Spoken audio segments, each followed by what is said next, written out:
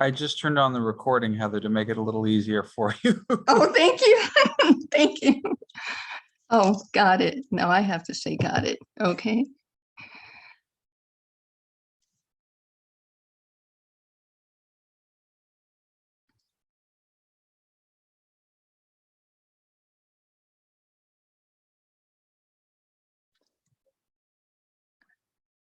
So I have Patricia Caldwell, Dan Cohen, myself. Have any other members join?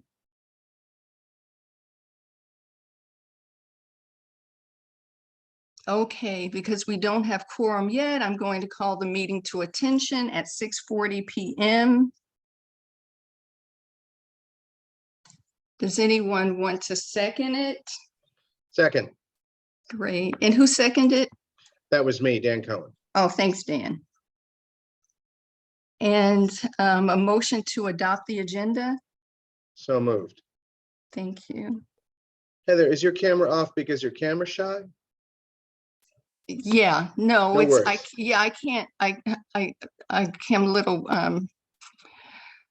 let's see, It's okay, and then the minutes, It might make some sense for Heather to keep her camera off because it'll help with her yeah, I'm stream. trying to take notes and then I have to, so, let's see, then I also want to adopt the minutes. The minutes should be on the website from our last meeting from June. So if you get an opportunity to review any of our old minutes, they're all online, at least from March or April of this year. So I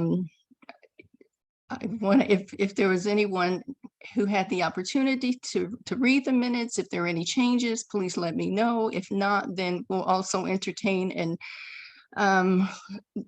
we'll also entertain a motion to also adopt the minutes. So moved. Okay. And with that, then we'll go ahead and start with the new business and announcements. And we like to try to start off with the Parks Department, allowing the Parks Department to be up. Go ahead, Patricia. And you made a motion to approve the minutes. I haven't read the minutes, and I do have issue with certain things within Parks and Recreation. So until being that I am a brand new member. And welcome, Patricia, welcome. And I'm so glad to be a participant. I'd like the opportunity to take a look because I have not seen those minutes. I would not arbitrarily agree to approval of And actually, Heather, Patricia's objection raises a point that we don't actually quorum, so technically we can't approve minutes. So we probably should just. Although, so under Robert's rules, which we are saying. Right, Yeah. we're not approving. We're not approving. That you just did are made a moot cause. Is that correct? I mean, we can call the meeting to attention and proceed with the agenda, but we can't take actions like adopting the minutes. So we can delay that until after we have a quorum. Hopefully we have that later in the meeting. Thank you, Patricia. And we'll make sure that you have a chance to review them before you are called upon to accept them. Right. And then again, Patricia, if you're familiar with our website, the Community Board 9 website, all the minutes are posted on the website. Okay, at least as far back as April for this committee. Okay, and if you need any help accessing them, then I'll make sure that I get those to you. Okay. You know what I really appreciate? If you could, whatever minutes that you are requesting to be approved for this meeting and going forward, if you merely send me a copy to my email, which is listed, I really would appreciate that. Okay, no problem. Can you do that? I appreciate it because I tried to do the website thing and I don't think I'm very good with that. Will they go out in our packets for our general board meeting? So you'll get them in as a PDF in that. So they go out to all the members. Okay. So you'll receive them and if you're at the last a general board meeting in June, you would have received the prior months. I didn't receive it. Okay. Okay. So can we move forward then and go ahead with the new business announcements from Parks? And I will just start off, anyone can jump in. This is very, So Heather, this is Matt Ginrich with New York City Parks District Manager for the Community Board 9. I'll relay a bunch of stuff and then Jana can chime in after me because she's got a bunch of programming that she has more information on.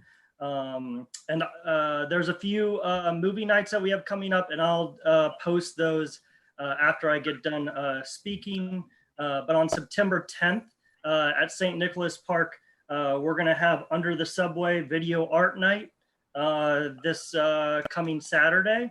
And movies start at dusk.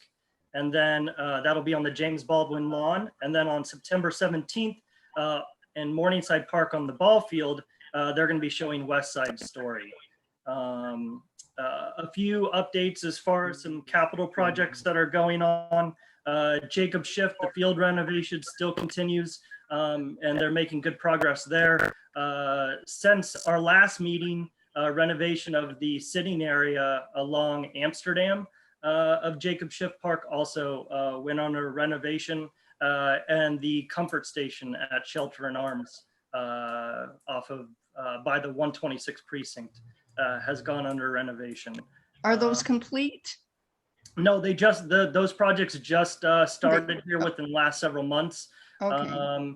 You know, the field is getting closer to being complete, but I don't know the exact date of when that will be completed. But the other Shelter and Arms and the sitting area won't be completed until 2023.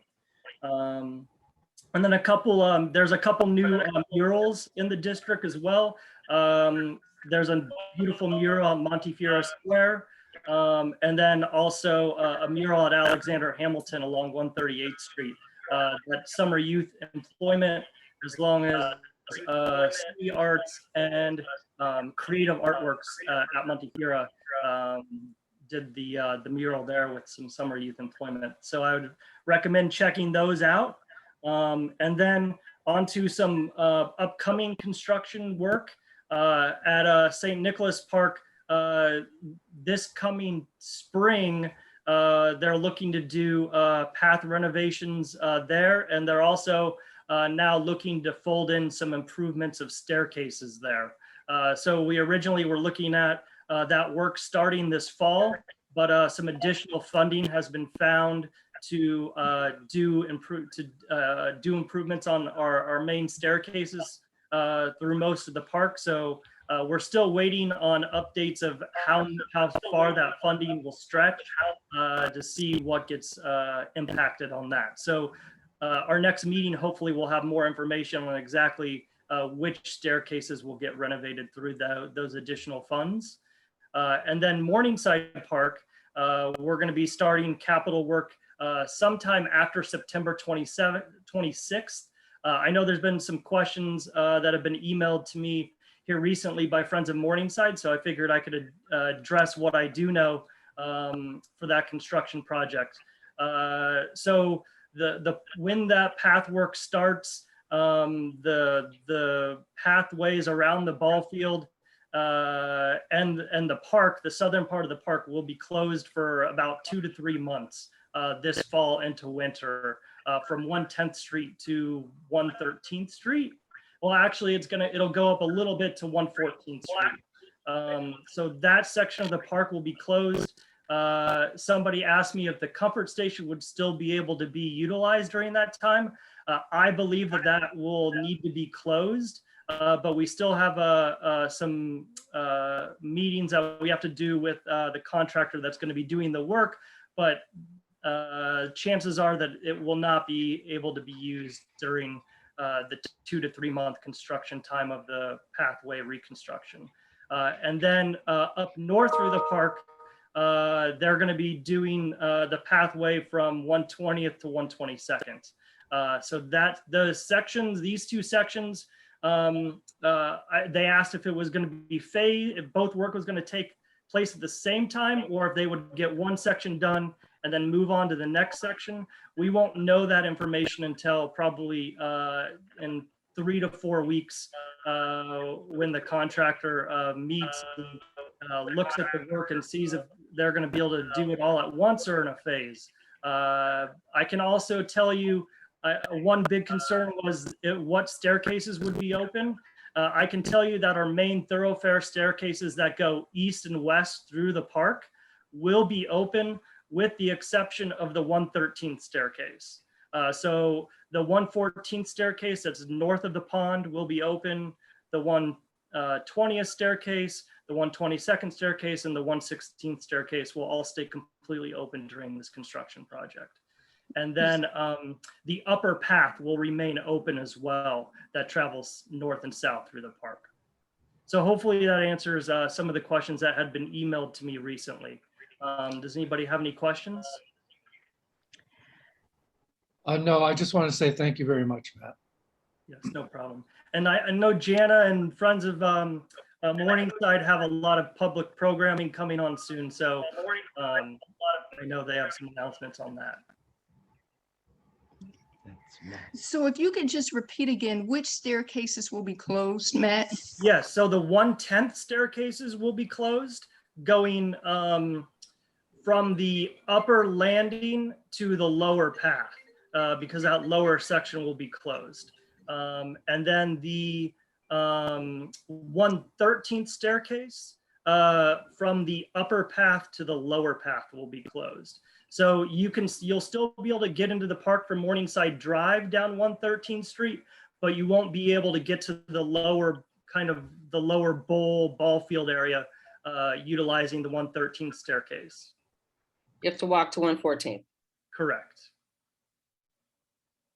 Okay, Kind of that southern bowl area, any access points going down into the ball field area will be closed. That's the easiest way to explain it. okay. And it's only a 2 to 3 month time span. Normally, a lot of these construction projects take upwards of a year. So really fortunate in that this work was being handled through a state of good repair. So the contractor is held to a stricter time frame. Okay. Any I other have a question. any other questions? mural- Before I chime in, Dan? Yes. Oh. Yes, I have a question. Go ahead, Patricia. Thank you. The mural on 138th Street. I just wanted a little clarity. Are these murals that you're talking about that are being placed, they are being done within Department of Parks and within on park grounds, or is this in the community? These are both along the park. They're on Parks property. Okay. Technically, the wall at Montefiore Square is DOT, but it's adjacent Parks property, and we work with the Board of Education. I'm sorry, but they work with our Public Arts Division to get approval, and they go through a whole process in order to create a mural on these walls. The reason I ask is because I live on Sugar Hill. And basically, I've seen murals go on buildings and things of that nature, but up in Sugar Hill, they're not necessarily welcomed. Well, I don't, it may not be everybody's opinion to do so, but on Sugar Hill, which historically has its own, has a precedence, things such as drawing on the walls is not appreciated historically by the community. That's all. So I want to know, is there in that process, when you decide to speak to the Board of Education per se, do you also present the fact that a mural within a certain community is that presented to the community board parks and landmark preservation? Or is it just between a school, a public two New York City agencies? Do you understand what I'm asking? No, typically the mural is presented to the community board and approved and shown prior to the work being done. And Ms. Caldwell, hi, I'm Jan. I'm the administrator of Historic Harlem Parks, and I'd be happy to introduce you to our public art department if you'd like. No, not really. I want to know just what the process is, and that's Yeah. what I'm trying to determine. Well, and they're the So, ones that can tell you. You're answering my questions, and I appreciate it. Yeah, I appreciate the answers. Okay. I'm good. Okay, I see a hand raised from Yuan Chin. Yuan, go ahead. You have a question? Not a question, a comment, and regarding the murals, and I can understand what Reverend Caldwell, her comment regarding the in the historic district, but the murals are not actually in the historic district where it would it would not be welcome, meaning within the residential area and the row houses. Right. And typically the murals are on along public spaces like Montefiore Park, and typically it's along Parks property.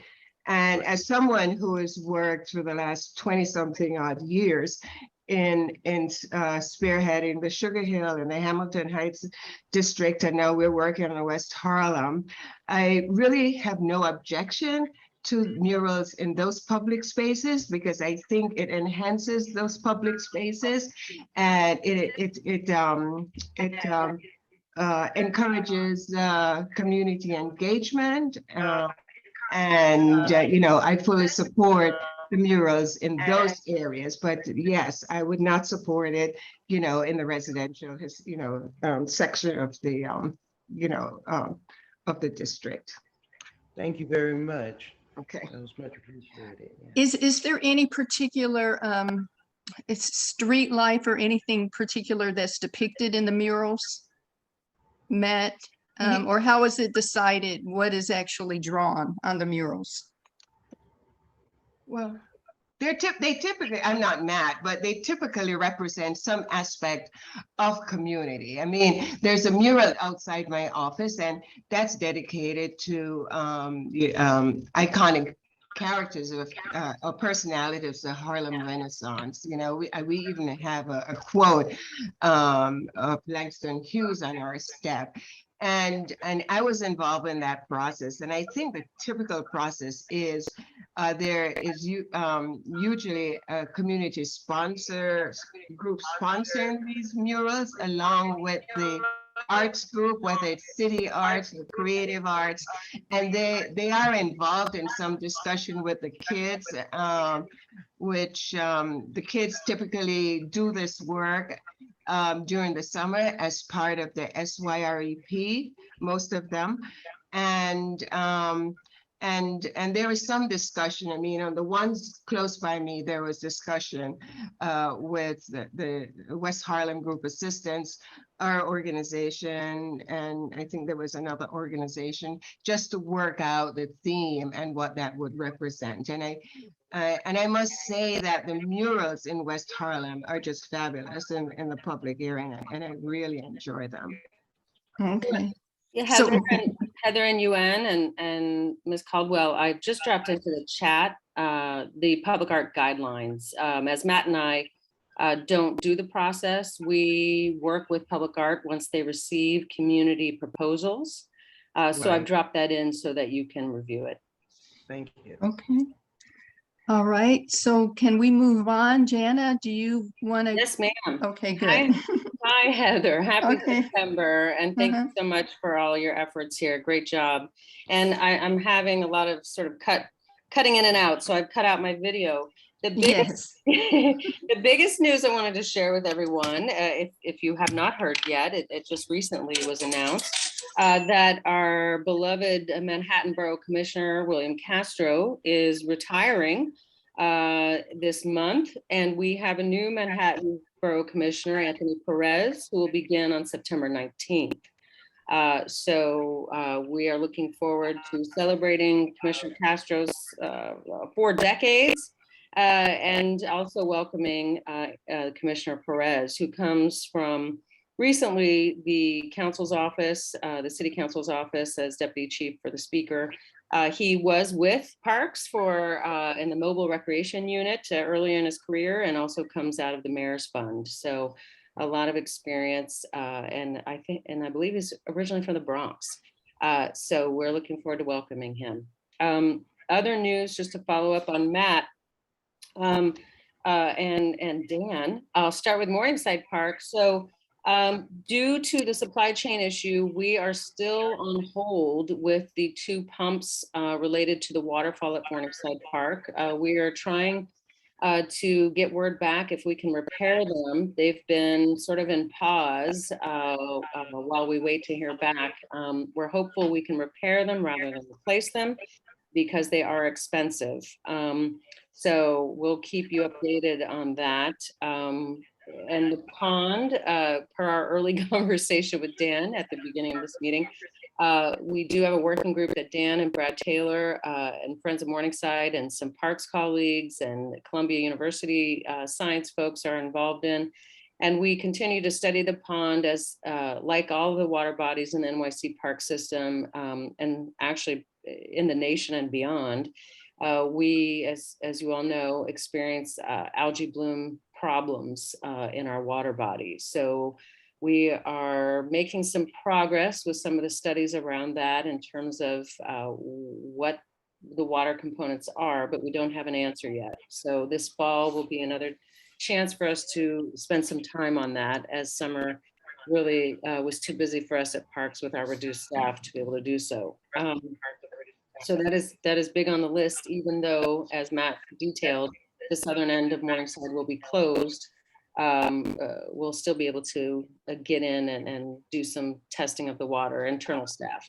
A note here, some of you may have heard that the 112th Park House is going to host a cafe at Morningside Park sometime next year. We'll give you again the update on that. That has been announced.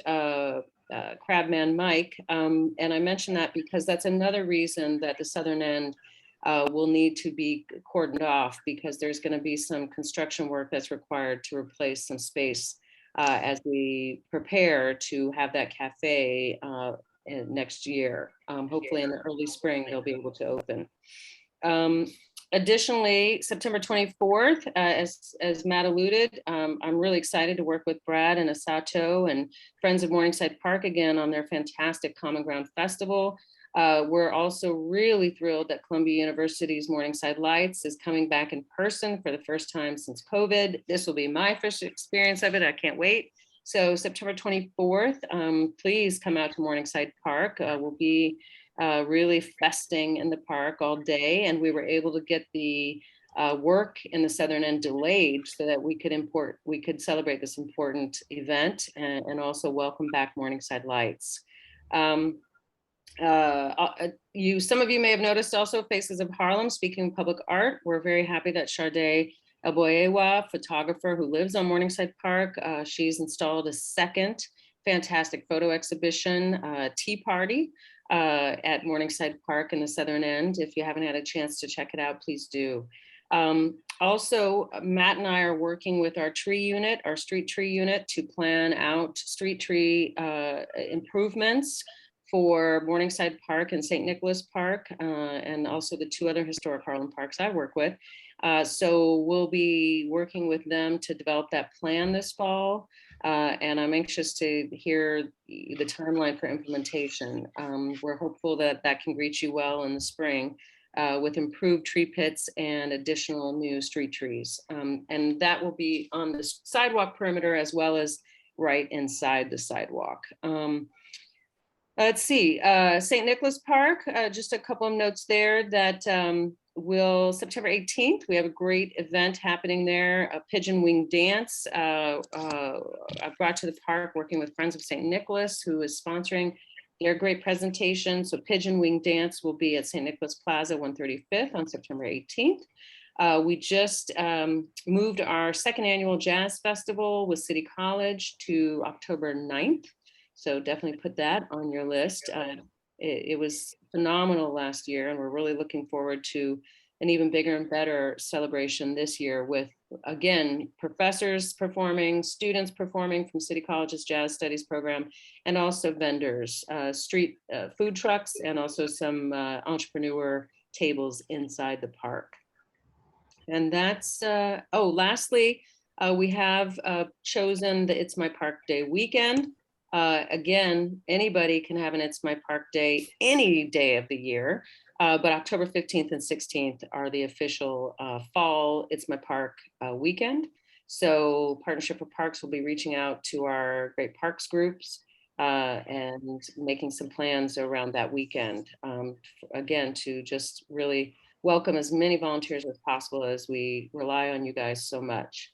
Finally, believe it or not, and I know Brad knows this, and Matt too, September is the month that we start planning for Christmas in the park. So that's my report. Thank you, Heather. Thank you so much for that very thorough report. Let's see who else is on. Is Wes Hamilton? Hi, good evening, everyone. I'm Wes. Can everybody hear me okay? Yes. Can't tell. Yes, great. All right, thanks. So I'm Wes Hamilton. I'm the Riverside Park manager, and I just like to second what Janice said. Thank you very much. We really enjoyed working with Commissioner Castro, but we look forward to Anthony Perez coming in as our new borough commissioner. At Riverside Park, we also have an incoming new CEO and president. Her name is Merritt Birnbaum, and she'll be starting this week as well as the new president of the Conservancy. So we welcome her to working with the Conservancy. Not a really lot of updates after that, just we're kind of winding down our summer seasons and hoping that we can get some personnel coming up. So we're very short staffed. If anybody knows anybody interested in, please go to our parks website and apply for positions. But with that, I don't have many more updates for Riverside. Okay. And if you could just repeat the name of the new incoming, you said president, is it? Yes, her name is Merritt Birnbaum, and I could put her name in the link as well. Okay. But Merritt Birnbaum. She has two positions. You said president and something else? Really? Chief Executive Officer and Okay. President. Okay. Heather, a quick question for Wes, if now's okay. Go ahead. Wes, how are you, sir? Shannon, hope you had a wonderful summer. Real quick question. I just got back into the city from just prior to Labor Day, so I haven't personally been able to visit the playground or Camel Playground at 142nd and Riverside Drive. But I had been getting some communications all summer long, such that probably about a week before Labor Day, I ended up reaching out to raise attention to both the community boards, to the district councilman's office and the assemblyman's office. Are you aware are you aware as to whether or not the bathrooms have finally been reopened at the comfort station at the playground at 142nd, or are they still closed? They are unfortunately still closed. So right now, my apologies for interrupting your answer. I just wanted to put a tail on that once I got they're still closed. So I know this isn't a parks issue, and I know you're going to explain it to us, but I wanted to point out the feedback from not only the dog run community, but the neighbors who also use the playground rather than over the summer, especially given how hot it was, especially given when the work was done to restore water to that area after the water main break back in February that I think was repaired back in May. I guess part of my tail question is, why is that still closed in terms of water and that service being interrupted to this community through the high point of the summer season and ongoing? Appreciate you. Sure. Well, the bathrooms are still closed. We're waiting Con Ed, which is not part of Parks Department or the city, to restore the power to that area. Last I understood, I believe they have to do they have to as well dig a trench as well going out to the street to reconnect the power. Again, I'm not a Con Ed expert, but that's what they were telling our office. We want it open as quickly as possible, but unfortunately, we can't open the bathroom without any light. It's just a safety issue. It would be unsafe and not appropriate to open until that repair is made. But we are in contact with Con Ed. We are trying to get them to move as quickly as possible. However, it's a Con Ed issue, so we're doing our best. We would like to have it open as soon as possible.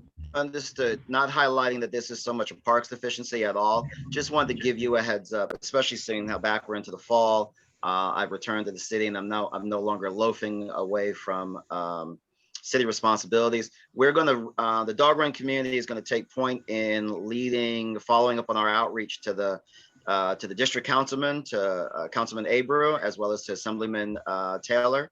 And we'll probably shoot all that copied across CB9M as always. But we're going to flag this. We think that it's entirely irresponsible that there have been so few updates from Con Ed as to when versus our waiting and waiting. And we have kids back to school. We have daycare centers back to continue to use the playground. And I'm not entirely sure how organized those communities are to raising this awareness, but we're going to rattle some chains and see if we can make some noise on this. Thank you, Absolutely. We Shannon. appreciate the help. Yeah, thank you so much And- for bringing that back to our attention. Denny, let's see, but Riverbank State Park, we don't have an update this month. They will be here next month. Is anyone here from the Hort? And if not, then Shannon, if you want to, while you still have the floor, do you want to tell us a little bit about the proposal to change the trash receptacles at the dog run?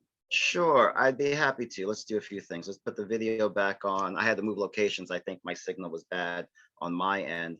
And Heather, I owe you an apology. Again, I ran away to play out on the east end of Long Island with my family over the Labor Day weekend. And so I did not see your email from Friday, September 2nd, asking if I would be prepared to present today. So I would have made a presentation, which I have not done. But if you're willing to share the screen with me, Yeah, I'll stop sharing. I've got enough content that I'll be able to hobble something together. Okay. Okay, how do I do I just wanted to let you know that we did not forget you, because I know you reached out to me at the end of last session and I said, oh, we didn't have time on the agenda. So I didn't want you to think we had No, I appreciate it. forgotten about you. I'm looking at a host disabled participant screen sharing prompt right now when I try to share screen. I don't yet, it doesn't seem as though I have permission yet. Dan, can you give permission? Or let's see. Hang on one second. Yep.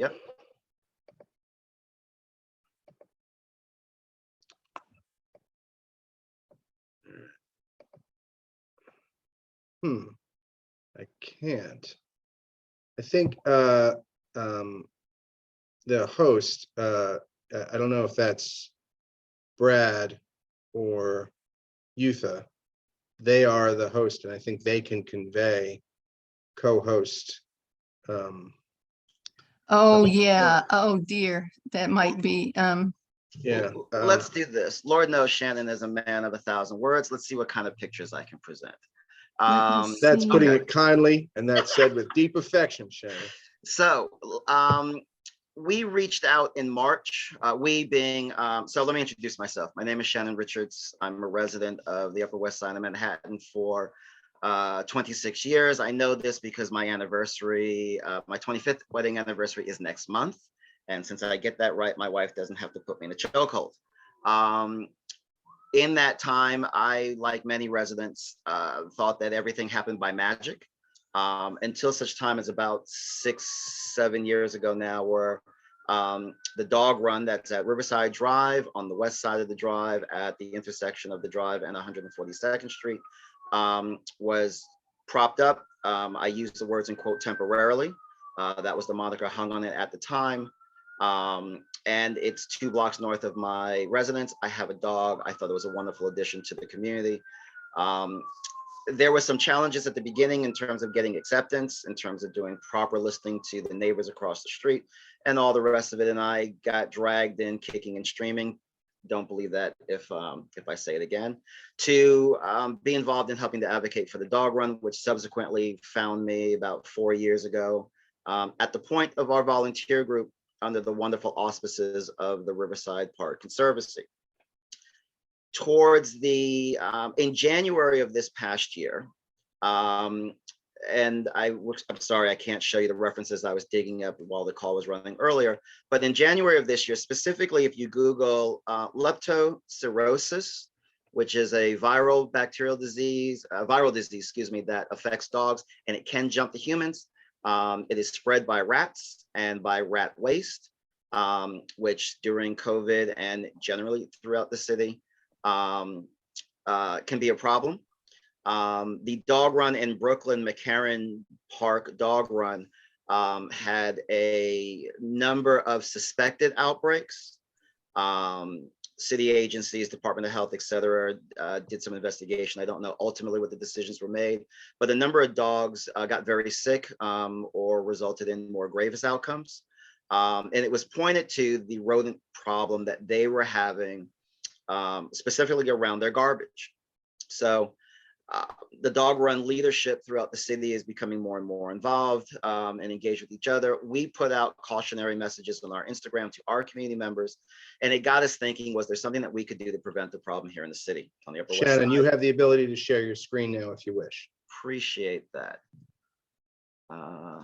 Fantastic, thank you. And it was Barry, not Brad. They're all the same. Barry, Brad, it's all the same name, whatever. Dan, David, who cares? It's all the same.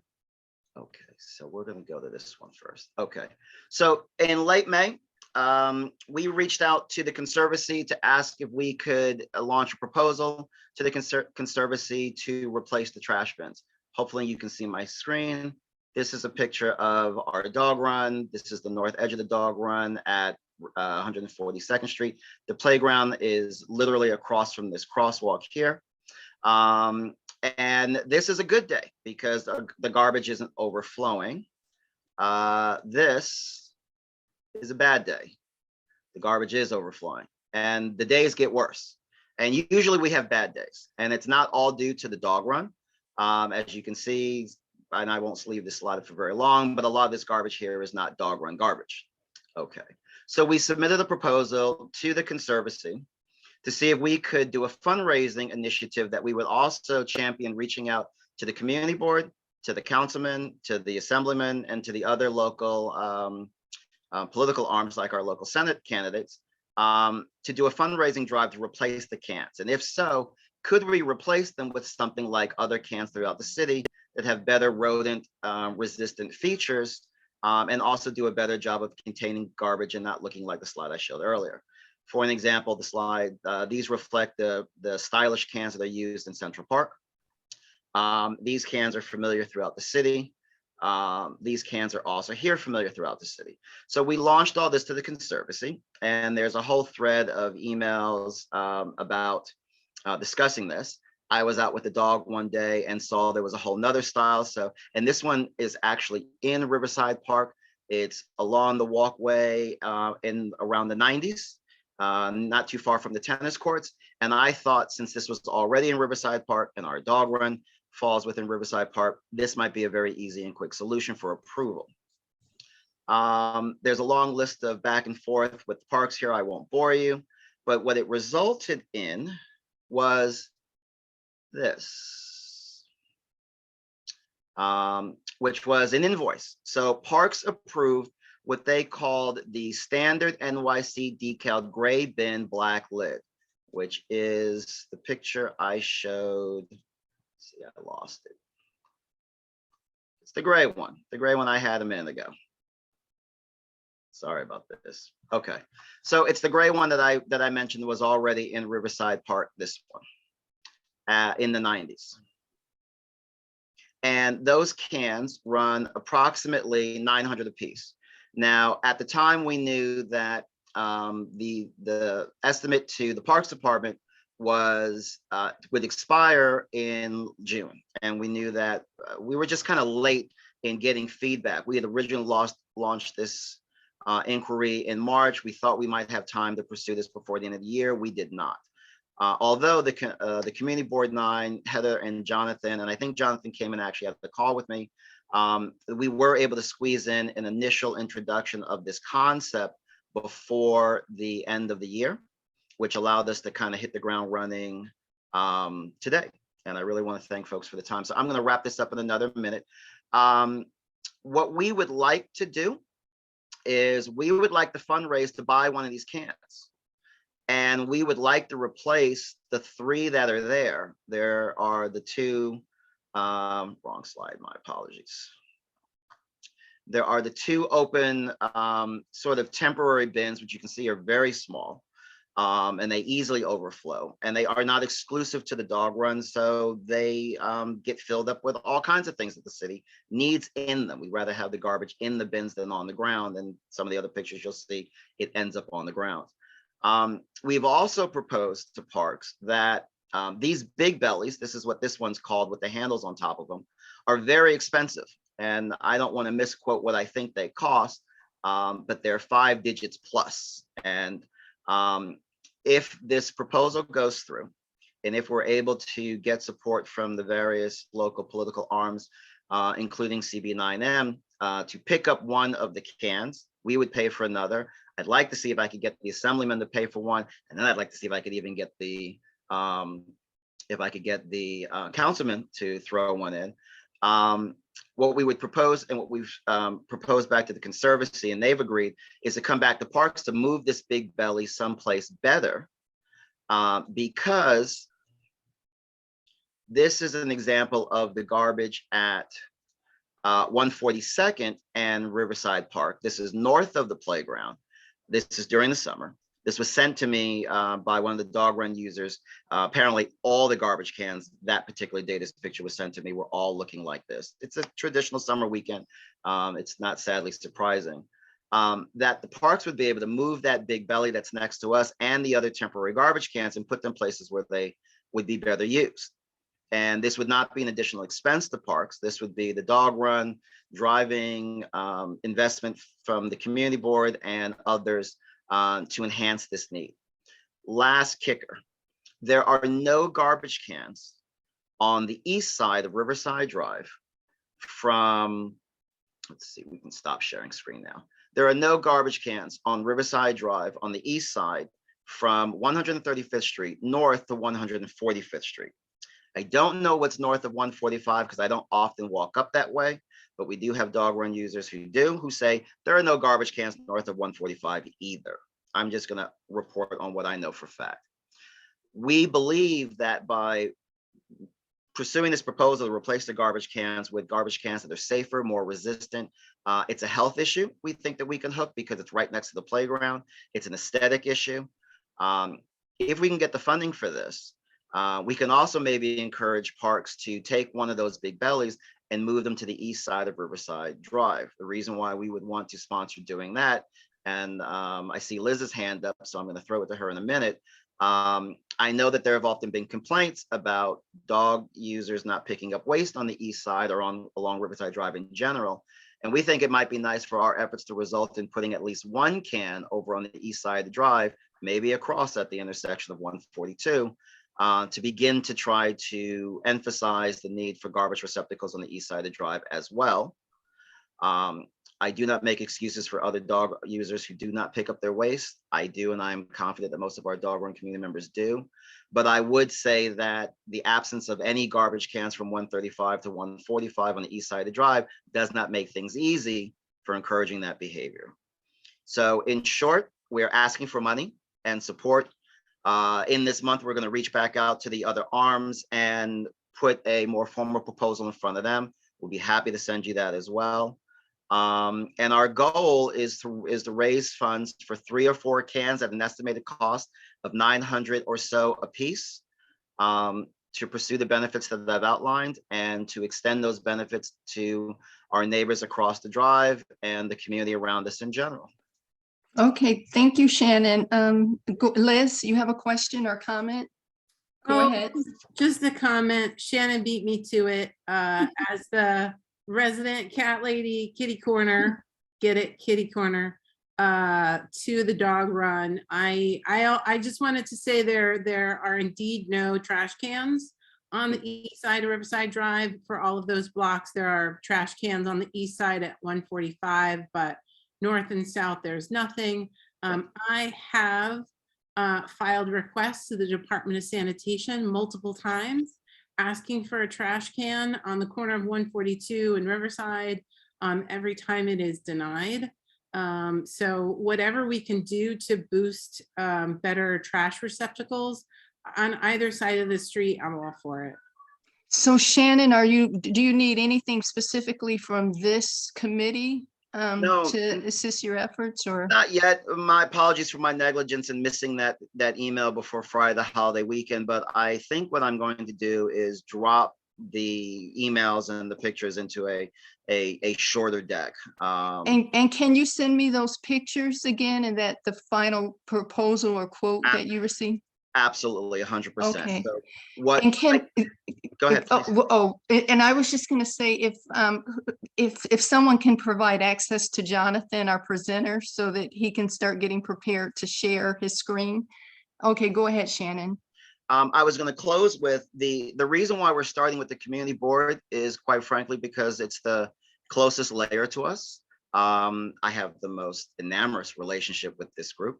And we wanted to take a pulse to see if the community board might be open to the idea of supporting funding for one of the cans. The dog run is prepared to pay for one of the cans, which would give us two.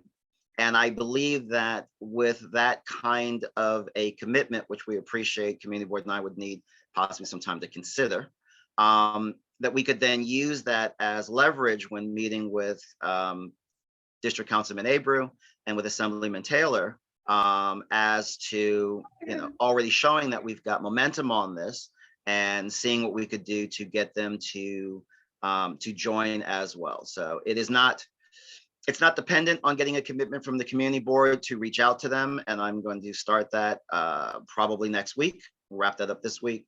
But I'm hoping that it's not an exorbitant amount of money that the community board might not seriously consider it, and the benefits that we're hoping it may generate. And then we can use that to leverage further investment and engagement.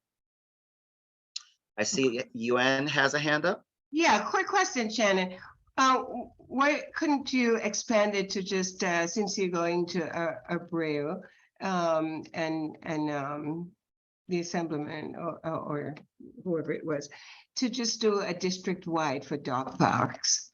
I mean, discretionary funding, I mean, if, 5,000 will already, you'll have 5, and I think if you showed support, I would certainly support that, and the community board, I think, would. The honest answer is, never done this before, don't know how. Yeah. I'm willing to, I'm happy to. Yeah, well, just just tell him that you're requesting, for the dog parks within his district.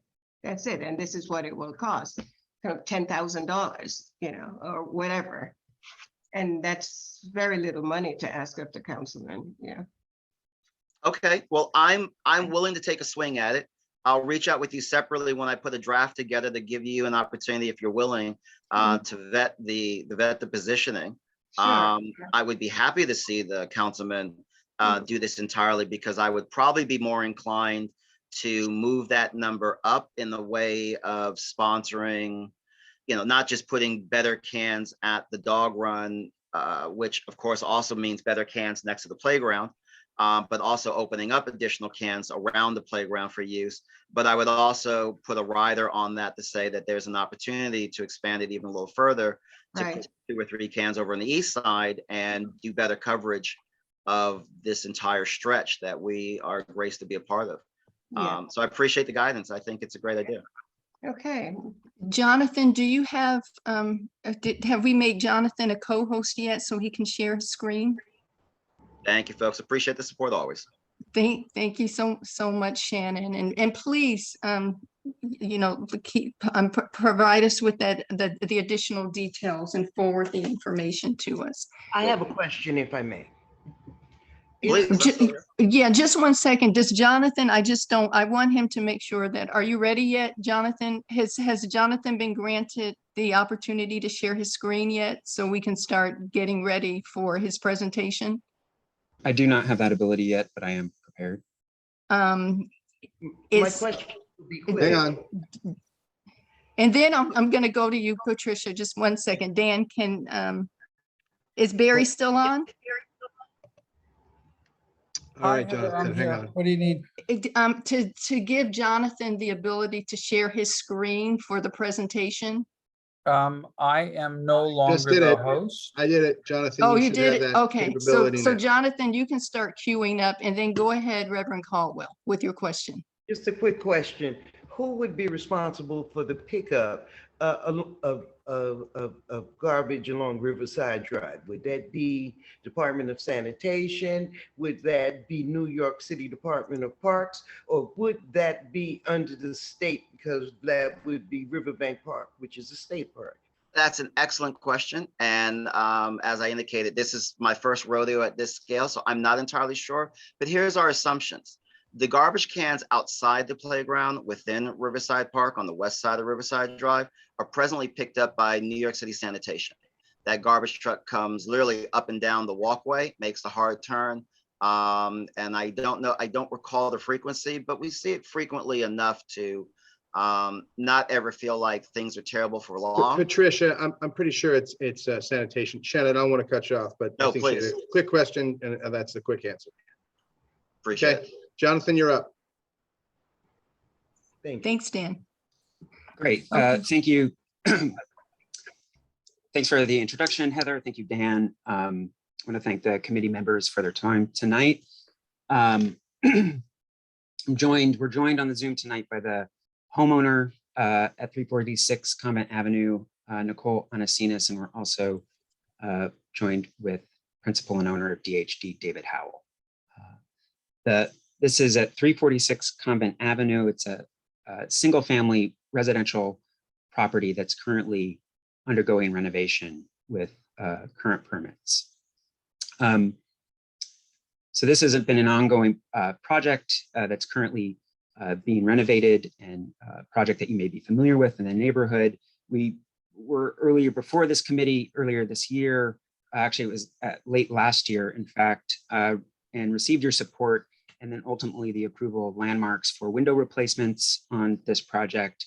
And those window replacements are actually starting and will be continuing through the month. So thank you again for that support. If I might ask, just before I get into more of this project, I wanted to understand what the implications of potentially not having a quorum tonight would have on a letter of support from the committee. Well, the next opportunity would be at our executive committee that meets tomorrow evening to get a quorum. So that then we can have this presentation acknowledged by the full board next Thursday, the 15th, September 15th.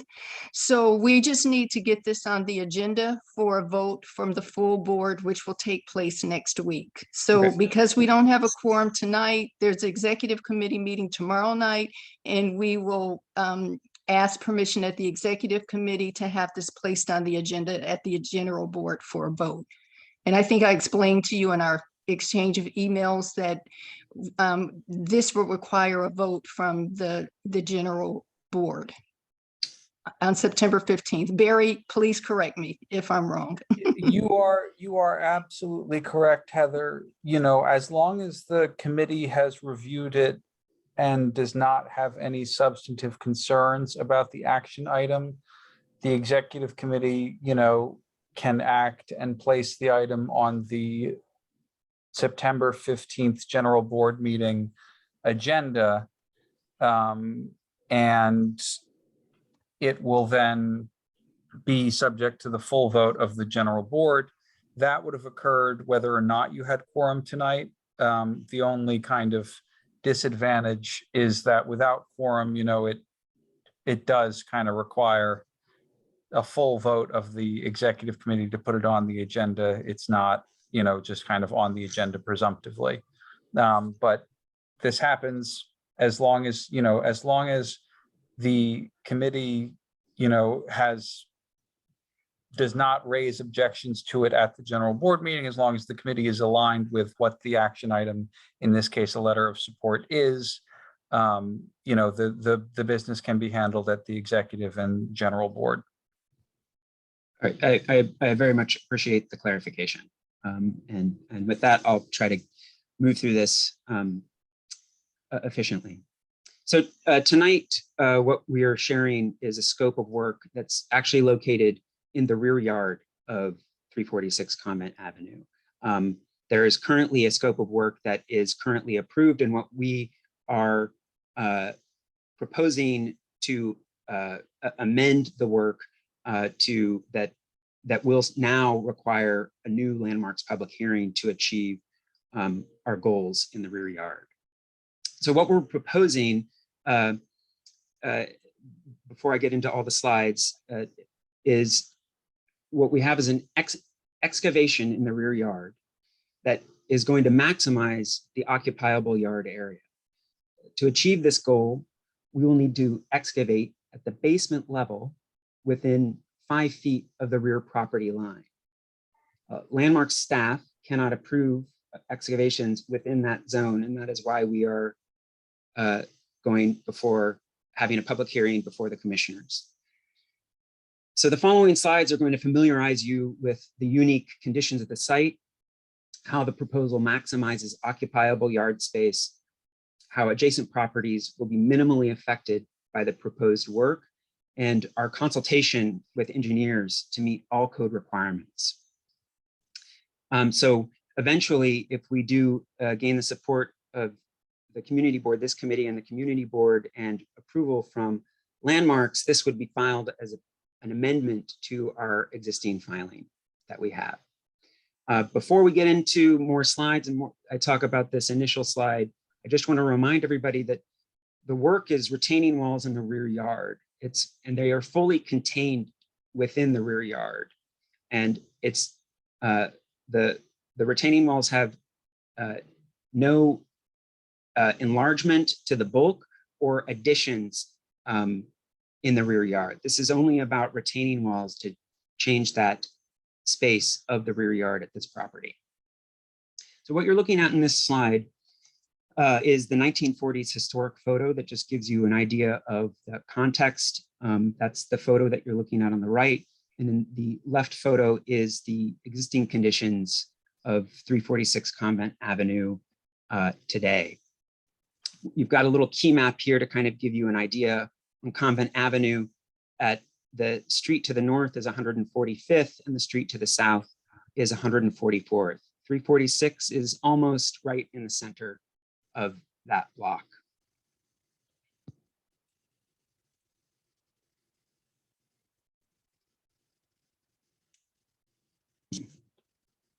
Interesting. There we go. Apologies. This next slide, slide number 2, is the existing conditions survey. And I wanted to give this as a bit of context for the existing conditions that still apply for the location of the house and the location of physical surroundings on the property. Convent Avenue is a two-way street, has parking on the south side. There's quite a wide sidewalk on Convent within this block. The house itself is now positioned between townhouses to its north that are slightly in front of, the street wall is slightly in front of what is the main facade of this property. And then to the south, there is now a vacant lot, which is the Baptist church, which is at the corner of Convent and 144th. This is their yard to the side of our property, and it's currently has approximately 7-foot tall iron fence that encloses that front yard there. Because the house is set back somewhat from the other townhouses on the property, the rear of the house is also somewhat further behind other rear facades to the north. which is compromised the area of a usable yard. From the back of the bay, in this drawing, as you can see some of these conditions, you only have about a little more than 16 feet from the back of the bay to the rear property line. And the other conditions that you can see surrounding the property are different types of walls that are separating and also helping support different tiers of adjacent yards. We also have retaining walls that are on our own property that create a mid-raised terrace between the basement floor and the first floor, and then a very small lower area. There'll be some larger drawings coming up that will help show that, explain those differences. Before that, this slide is taking some time to load. Maybe if I do that, there we go, that might help. Stopping my video if that's all right. So the images that you're looking on this page are actually taken at the level of the rear yard. And what you'll see in this center photo on the bottom is really the bulk of the occupiable area. What you can also see in the corner and the photo to the right is the area that is lower and adjacent to the basement level. You can see those retaining walls that we have on our property at this site. And then there's a raised deck over the mid-level terrace, which is about 5 feet above the basement level and maybe approximately, I would say 4 feet below the first floor level. What you can see in these photos above is the stair that leads from the first floor down to the deck. And these show the physical adjacent conditions. We have a CMU block wall to the vacant lot. To the south, there are chain link fences to both the west and to the north. Those both sit on existing stone and masonry walls.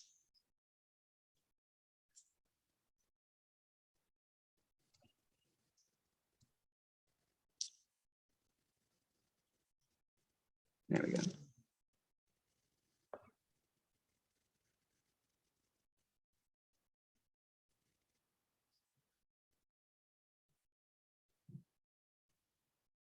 Sorry again for these loading slowly. It's likely the images themselves. There we go. These photos are taken from on top of the roof to give you greater context of our yard and surrounding yards. And so what you're looking at, kind of the graphic area rug that's in the middle of the deck shows you kind of an indication of where our yard is. You see the raised walkway coming from the first floor down to the mid-level terrace, and then we have steps that go down to the basement and that small area that's outside the basement level. In the photo here on the top on the left, you see the adjacent yard that's the vacant lot. Center photo shows you the rear yard of the house that faces 144th Street. And then we also have a yard here and shown here in this photo that is a house that is facing 145th Street. And then the adjacent yard right next to our yard on Convent Avenue. The same photo shown here, showing the rear facade, our building projecting further back from what is the rear facade of the adjacent townhouse.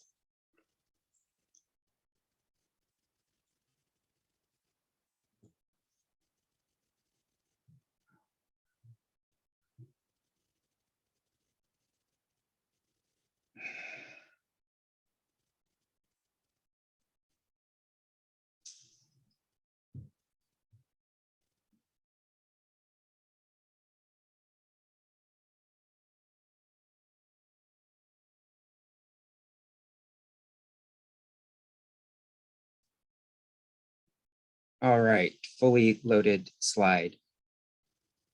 So the diagram on the right and the diagram on the left are color-coded to indicate grade relationships adjacent to our property. And the grade and how the existing conditions currently relate, and how the proposed, what we're proposing tonight also relates to those conditions. So the lowest grade that it currently exists is the low well outside of the basement and the neighboring yard to the north. That grade is approximately right around 104.5 feet. Those references are from actually the zero datum of ocean level. To give you an idea why I use that, I use those to match with the existing conditions survey. The basement itself is a little bit taller than that at 105.38 feet. So it's about 5 inches higher than that grade outside of it and to the yard to the north. The next level we have, which is about 5 feet higher, is in the existing conditions, is where you saw that wood deck. That actually also continues, that level continues under this raised portion that comes off of the first floor. And that's what's supporting underneath this raised deck. And in this, you see both the stairs, one down to the basement and then the stair that is coming up from the mid-tier to the first floor level. This mid-tier terrace is also equal in grade to the yard to the south, the vacant lot. There's the grades here are adjacent. And then the next level that we go up to is directly to the west of us. This is the property, this is the rear yard that is located on 144th Street. So this yard is approximately 30 inches higher than grade than what's here at this current mid-terrace level. And then with a series of walls, there's one wall that's just slightly taller than this yard, but this the yard to the house that's on 145th Street does appear to be fairly adjacent and the same level as the yard on 144th Street. So if you can also see a heavy red line here. This is how the property line is organized in the rear yard. The proposal that we're hoping to achieve support for tonight changes the configuration to hopefully achieve a far larger usable and occupiable outdoor space from the basement level. So what we're doing, and what's important to note about these diagrams, is that the retaining walls are not changing. What we're not doing is we're not changing any adjacent grade here. The relationship to the relocation of retaining walls maintains exactly the conditions that we have that are existing. And that's important largely because we can't actually change those relationships according to code. We are required by code to maintain those relationships.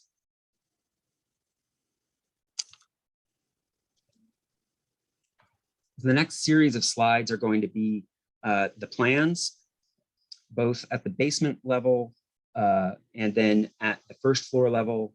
And the final slide will be sections.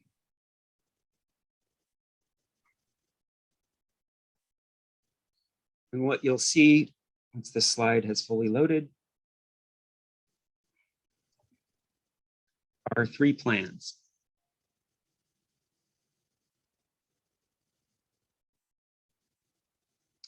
So what you're looking from left to right are existing conditions. The center is what is currently approved by both landmarks and the DOB. And the plan on the right is what we have hoped we could achieve for the largest area possible in the yard behind the house. So as you can see, Left to right. Which one? sorry, the left is existing conditions. off of the basement. This is the basement level. And then this center is currently approved. And the right is what we are hoping to propose and seek support for tonight. So as you can see in the existing conditions photograph, at the basement level, the mid-level terrace takes up a considerable portion of yard space. There's a series of retaining walls that trace along with the stair that make a very small portion of the area off of the basement that's really not wide enough for much of any outdoor occupation. So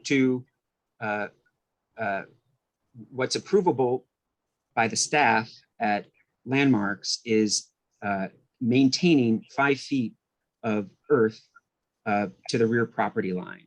So this current approved plan shows that we've gone from a 3'4" area down at the basement level to a 10'7" area. We've increased from 68 to about 276 square feet. What we'll see in the next slide is some issues with what it means for this. And what we have in the proposal and what we're hoping to seek approval for is the proposed, which is moving that retaining wall further back towards the property line and increasing the space to maximize the area that can be occupied outside. So you're asking for an additional 3 feet Yes, of space? Okay. that's right. And that additional 3 feet of space, will it come from the property of the church located on the corner of Common Avenue and 144th Street? No, we're not. All of this work is only on the property at 346 Convent Avenue. There is we are not crossing our property lines at all with any part of this proposal.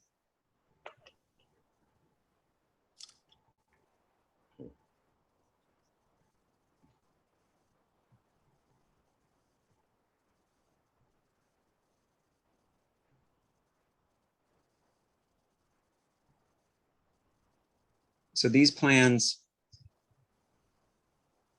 will be showing the overview at the first floor. Again, the same plans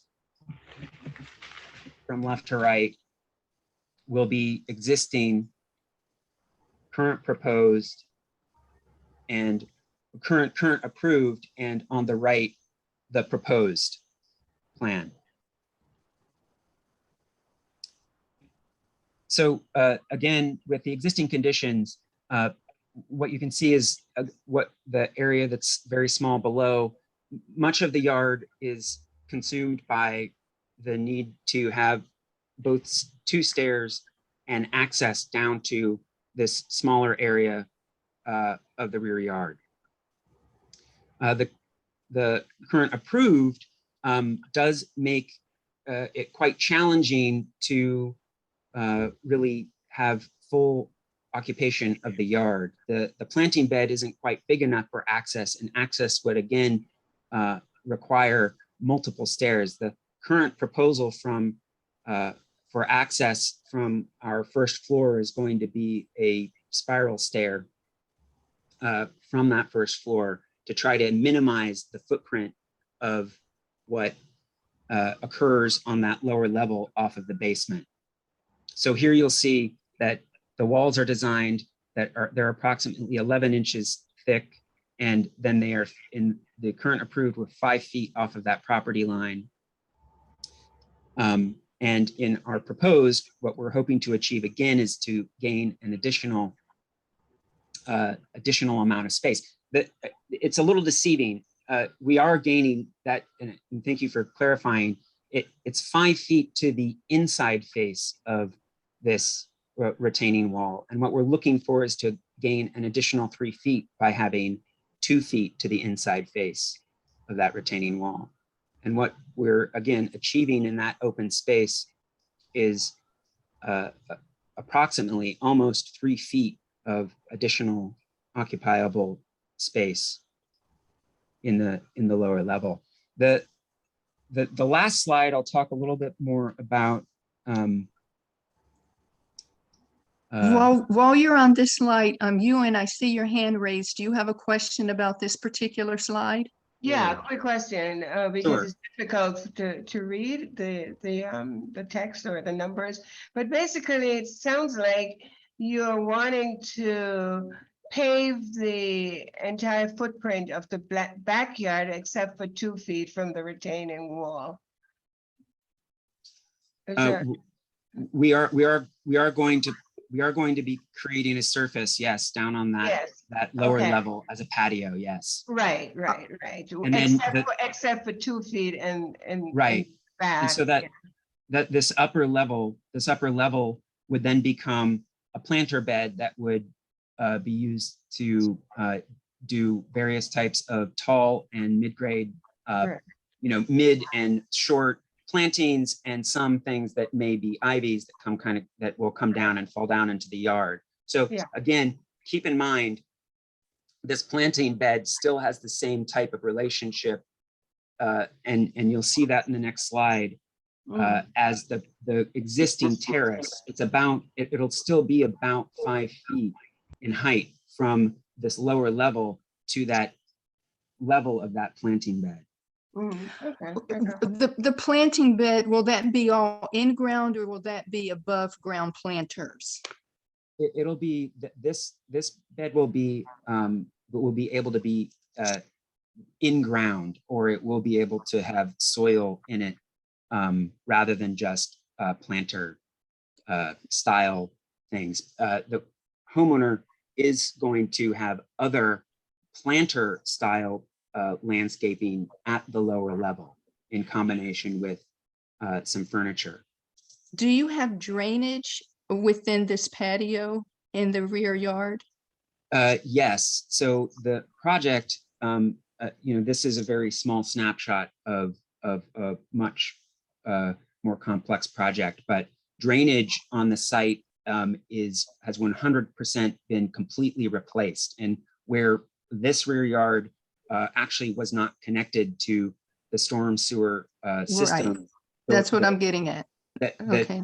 That it is now going to be directly connected to that, so that proper drainage and channeling of stormwater will find its way to the city's waste system. Okay, and the neighbors, I mean, you can go ahead unless anyone else has any more questions about this particular slide. You can start loading the other slide. Sure. And I'm just wondering, in conjunction, has there been any discussion with the surrounding neighbors? And I'm just Yes. wondering, has there Yeah. been any drainage issues in that particular? I do not, well, there are drainage issues now because we still haven't fully corrected every aspect of the Yeah, the exterior underground. drain Right. lines. We Okay. can't correct this drainage until we actually begin the work. Do the work. Right. And Okay. that would also include our side yard as well. The homeowner has not suggested that any neighbors have suggested that anybody's reached out to her about this. But as I mentioned, one of the the key aspects of the project, again, is that we're not changing the grades in relationship to our neighbors on any side. We're trying to actually maintain that. And part of that is to not change any relationship of where water might move within that site.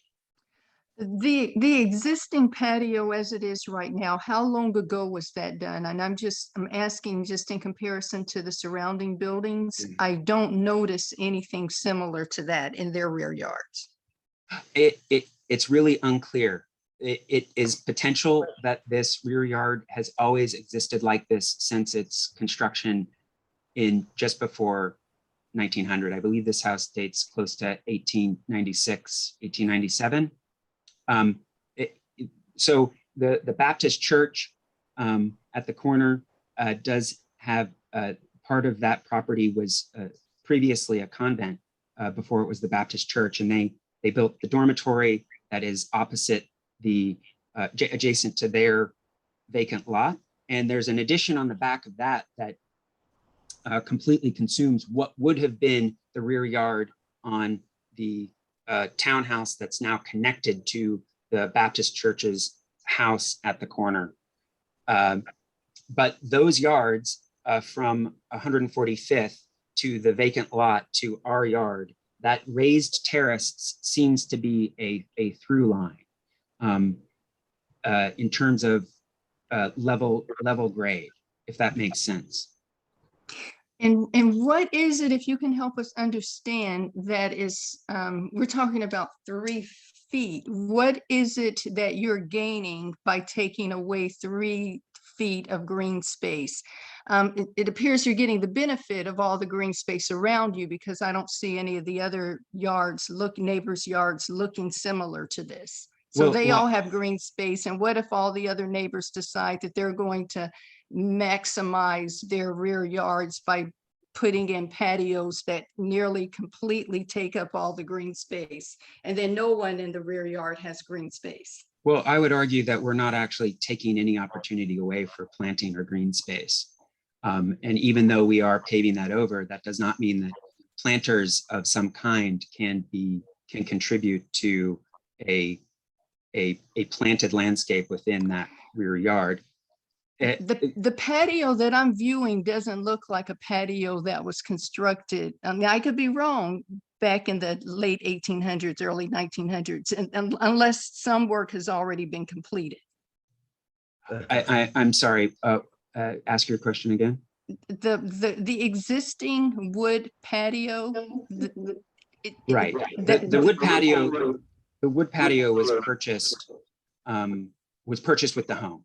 She is not, the current owner purchased the existing conditions, has not altered them since ownership. No, I'm not suggesting that the current owner did that, but I'm just trying to understand when that change or when that occurred. If there's no information that would suggest when that was constructed. It doesn't appear historic by any means, but I can't I can't give you an idea of that date. Okay, so yeah, and then just for the sake of communication, I know that part of this was already just confirmed that there's nothing visible from the street. This is all rear yard. This is all rear yard. Okay. These sections should hopefully help you understand that there is not one aspect of this that is visible at all from public view. Okay. And even furthermore, it's even challenging to see this yard from inside, from other people's properties within the donut. Because of it sits back. Because of the conditions on the site. Yeah, and then it sits back a little more than the others. Right. Okay.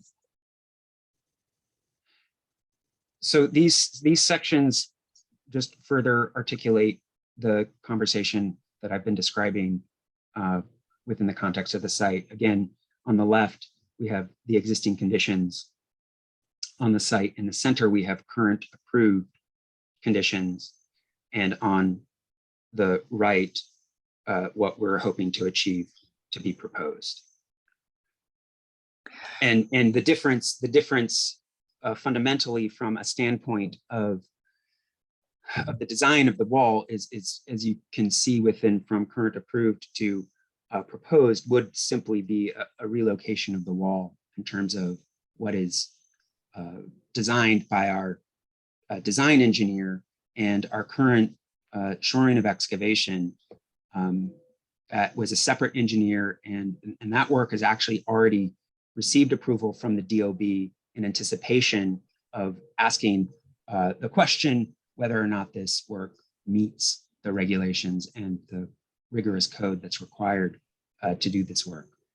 So what constraint is it that you've run into that requires, or that's going to be of some great benefit to you, of having the additional 3 feet taken away from the green space?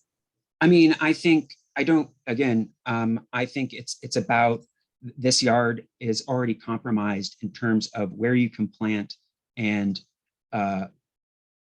in its existing conditions, and how much space is occupiable within the yard. And I think enlarging that space at the lower level actually does provide an opportunity to create green space at that level. It is not necessarily rooted within the ground, but there's certainly much greater opportunity to add planters within a space that has increased from 61 square feet to 370 square feet. The current existing deck is about, the whole area on the terrace might be about 210 square feet, but when you get down to it with all of the circulation and elements on there, they're currently only about 144 square feet. And if you were to plant anything off of the existing basement, that space would be rendered completely unusable. And you can't plant anything within the pathways to and from the basement or the first floor. So again, I would present to the committee tonight that increasing this area off of the basement and still allowing for planting at the edge of the property, in fact, does provide even more opportunities to make this a green space. But you're moving the retaining wall you indicated, right? That's correct. Okay, To do that. okay. And are you using the same similar materials for the retaining wall, or? That's right. Okay. All of this material is going to be concrete. As you can see, we've done some existing probes, not being, as this is an interesting, as the yards to the north are all, remember, the yards to the north are all down at the level of the basement. And it is unclear why they did not decide to do that when these houses were developed in the 1890s, but they did not. And so we have done some digging and probes to find out if there is rock or soil that would prevent this. But currently, those probes have revealed that the soil is generally typical of the region within that neighborhood. Therefore, the excavation, as you can see, in total from the existing grade to the bottom of the footing is plus or minus 9 feet. It's only about 9 feet, but because it's beyond 5 feet, the DOB has a bit stricter requirements for submitting the SOE, which we have and are prepared to do. But also with meeting code. So you're changing it from a wood patio to a porcelain patio? Yeah, it would be an exterior grade porcelain tile patio at the basement level. Okay, and then just if the neighbors have been notified of the ongoing work or the changes to the work. That's it. Absolutely. It's a Okay. DOB requirement that all the neighbors are sent certified mail. Oh, good. Okay. To be notified of the future work. And I also want to indicate that we're taking measures here to minimize the impact of the process of constructing this. Instead of doing pounded piles for the support of excavation, they're going to be drilled, which is a much less invasive process for both neighbors and the site itself. They're able to achieve the same required support through that method. But even so, we're going to be engaging with the surveyor that will be implementing facade monitoring for both the facade that's somewhat nearby that faces 144th Street and our own facade, which is clearly adjacent to some of the work. And to replace the chain link fence, I see you say non-combustible fence. What is the material of the new fence? So the non-combustible fence material is a material that's from a company called TimberTech. It has a wood appearance to it, Okay. But it is in fact, it's like AZEC or what's the other company that it's basically a material that looks like wood but cannot burn. And part of that is that if you have any type of what the hope is to have a barbecue grill that's connected to a hard connection natural gas pipe. But with that, you need basically a 10-foot radius of non-combustible materials adjacent to it. So that is why we're proposing the fence with non-combustible. I saw that grill on that concrete wall. Question, are the neighboring buildings or residents or whoever is there, are they currently informed of the intent of your changes, or are you intending to inform them once you get a surveyor and are ready to make the changes? They are currently informed. Okay. They have already been informed. The homeowner is in regular contact with the Baptist church to the south. I'm a clergy from that Baptist church. Okay. Convent Avenue. That's why I'm asking. Okay. Yes, so I didn't hear anything about that. So Patricia, I was working with Diane before she left. I think she relocated and moved to another state. So yes, we've been in regular contact and have an access agreement, and Well, that's no problem. I'll find out. Yeah. yeah, no problem. No problem. Okay. All right, and I was just asking, I was just wondering if it was going to be an iron type fence, but it's interesting. It makes it, maybe a little nicer for it to look like wood, but still be non-combustible. Right. Okay. Thank you. Are there other questions, or I can go back to other slides if someone has a specific question? Liz, UN, anyone else? Dan, you have anything? Any questions, Dan? I'm fine and don't have any issues with the proposed work of this UN. Yep, same, Liz here. No issues. Looks good. Yeah, okay. Dan, I think. Okay, all right. And Reverend Caldwell, all of your questions have been answered?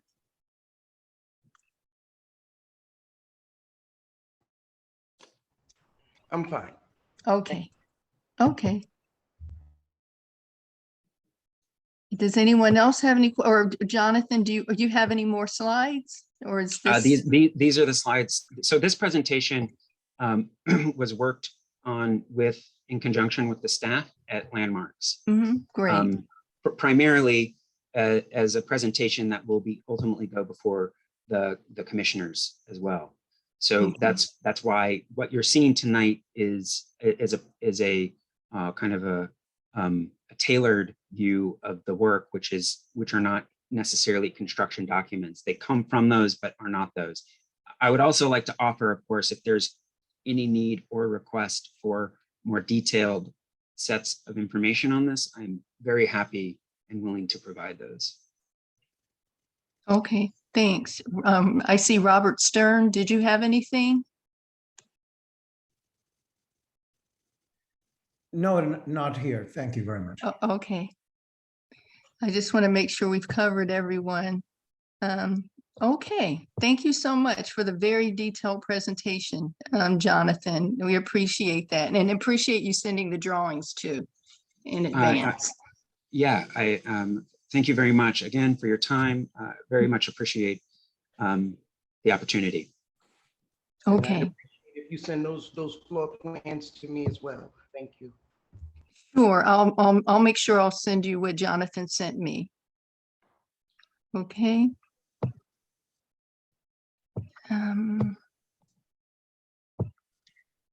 Okay, great. So so then we can go on to oh wow, look at the time. So then we can just quickly run to the old business and then close out. And we'll start with UN. If you want to just give us an update on on the historic districts and the conference that you're planning. As well as Robert, I know that you also have a historic district that you brought to us too as well. So we'll start with you, Ann. Okay, thank you, Heather. So quickly, the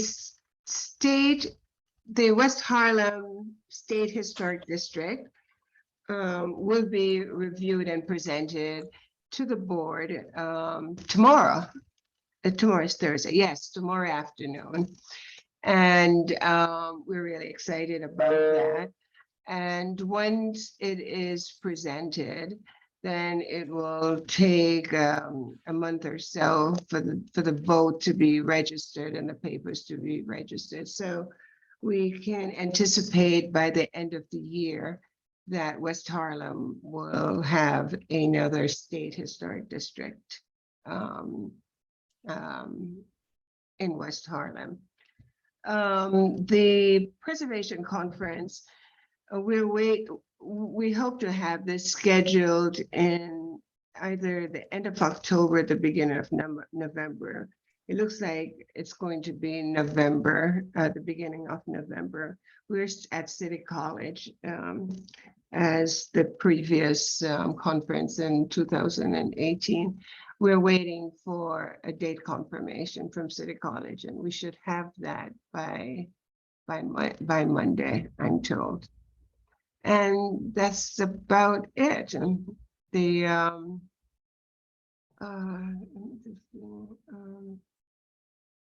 Hey, Ewan, yeah. it's Liz. Yes, hi. Hey. I know what you're going to ask. Well, no, you know, it's not that. The documents will be sent to LPC, and I'm waiting for them to tell me that LPC has the documents and the formal notification. They should have had it before by this, but I'm waiting for the state SHPO to tell me to confirm that they have the documents in hand, at which time, once the review has taken place, then we can begin to work towards getting then LPC involved with identifying where there might be potential historic districts within the West Harlem survey. And with an emphasis, we would have to begin to push them on the southern end, which is the original request for evaluation. We had sent them over a year ago. That is 135th to 145th. You can't see it, Ewan, but I'm shaking my head. I know, but let's just wait for SHPO to give us the go ahead. And then we have to pull together all the resources, including our electeds and the property owners in that section, to really begin to apply pressure. Yeah. on So LPC. Ewan, that's my question. Is tomorrow's SHPO meeting online? Is it public? Can the public watch it? I think so. Let me send an email. I think you can. I'm not sure if it's open to the public because it's a board review. So if it is, will you send me the link?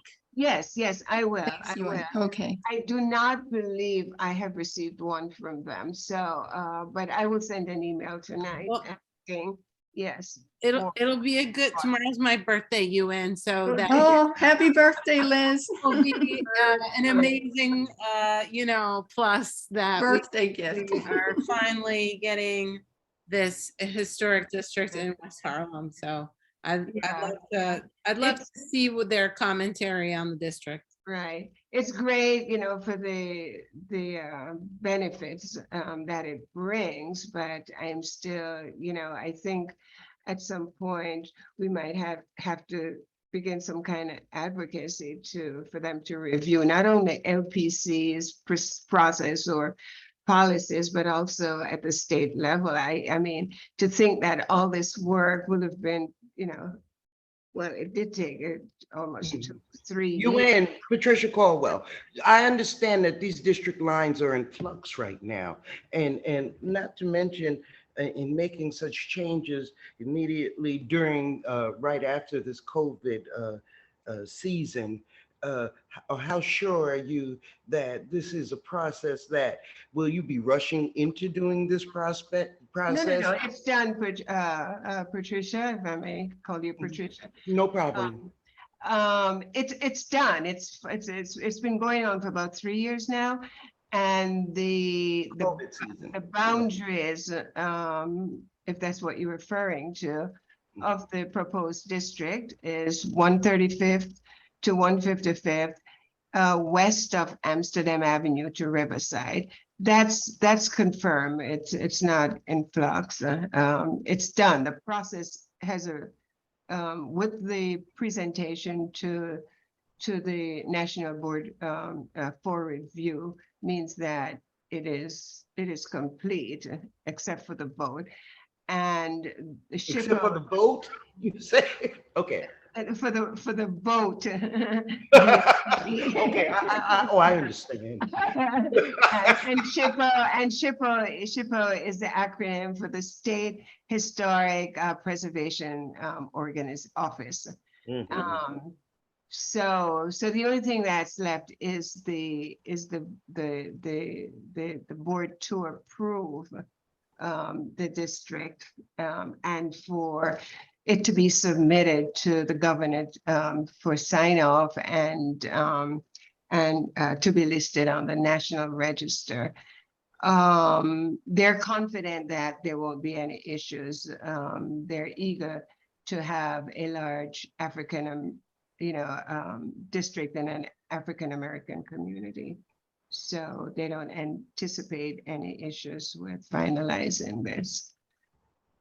But what Liz is talking about is New York City Landmarks Preservation Commission, which is more difficult to really get them to move. And that's where we will have to start applying some pressure.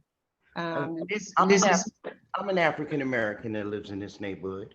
And that's just, and all the African-Americans that I've spoken to don't seem to be in agreement as to shifting the historic locations to a centralized area, but to actually oppose to that and want it to be maintained as is. Oh, I think are you thinking of the redistricting lines, which is not? No, I just said the historic locations where you are trying to district it. Is that correct? I don't understand your question. Okay. You want to take all of the historic landmarks that are in that particular area and put them in a specific district or relocate them to an area that they would be centralized? Is that what you're saying? No. Well, we can't move the historic, the landmarks, right? Because we're talking about buildings. What I'm talking about is just like the Sugar Hill District and the Hamilton Heights Historic District. Those are the lines that we're talking about. Creating another historic district in West Harlem that runs from 135th to 155th, Amsterdam to Riverside Drive. We're not. Yeah, I understand. Which is now unprotected. I thought you were talking about the political redistricting lines. No, no. You really confused me then because I just thought all of that was still Sugar Hill, but okay. Okay, all right. Heather, should I just do a brief update about 142? Yes. Robert, did you want to just give us a brief update on where we are with the Morningside Historic District? Yes, Heather, thank you. First of all, it's good to be with you again. We were last here in June where we gave a presentation based on the request for evaluation we had submitted to Landmarks Preservation for the extension and expansion of the Morningside Heights District, which had been established in 2017 which is the lower portion of Morningside Heights. So this would be 5 different areas. Is there somebody? Yes. Somebody needs to be put on mute, I think. I'm sorry. Yeah, please place yourself on mute. I'm trying to see who that is. Okay, thank you. Thank you. So these would be 5 additional areas. In speaking with Barry about this, and we all agree, a resolution from Community Board 9 to LPC would certainly, let's say, help move the needle in our direction. We recently had Kate Lemos-McHale, head of research, and her colleague come up for a grand tour of the 5 different areas.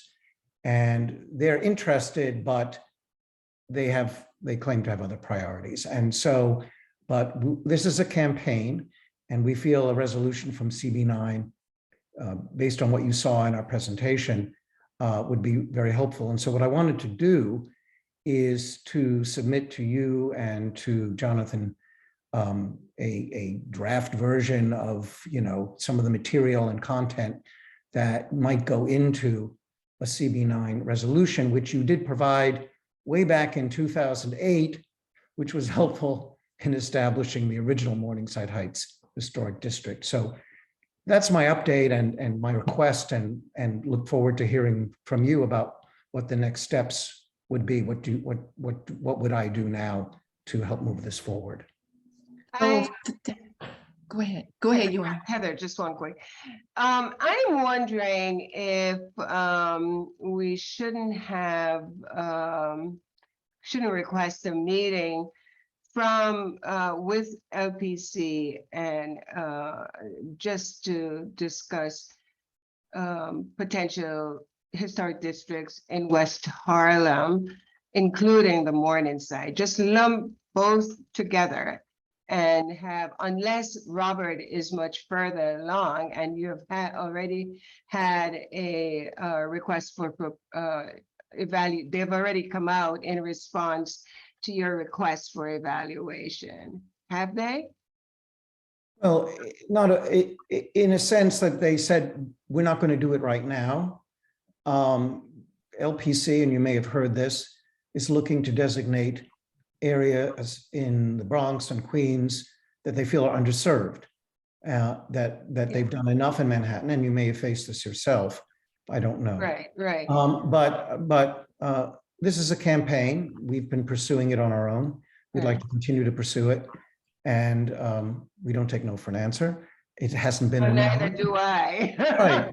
Right. So we're feeling that this is part of the campaign with a resolution from CB9, based on what you heard, based on the RFE, based on material I would like to send you, what might be called for. And Barry had, again, suggested this as a good idea. I said, have you done this? I said, no, we haven't done this yet.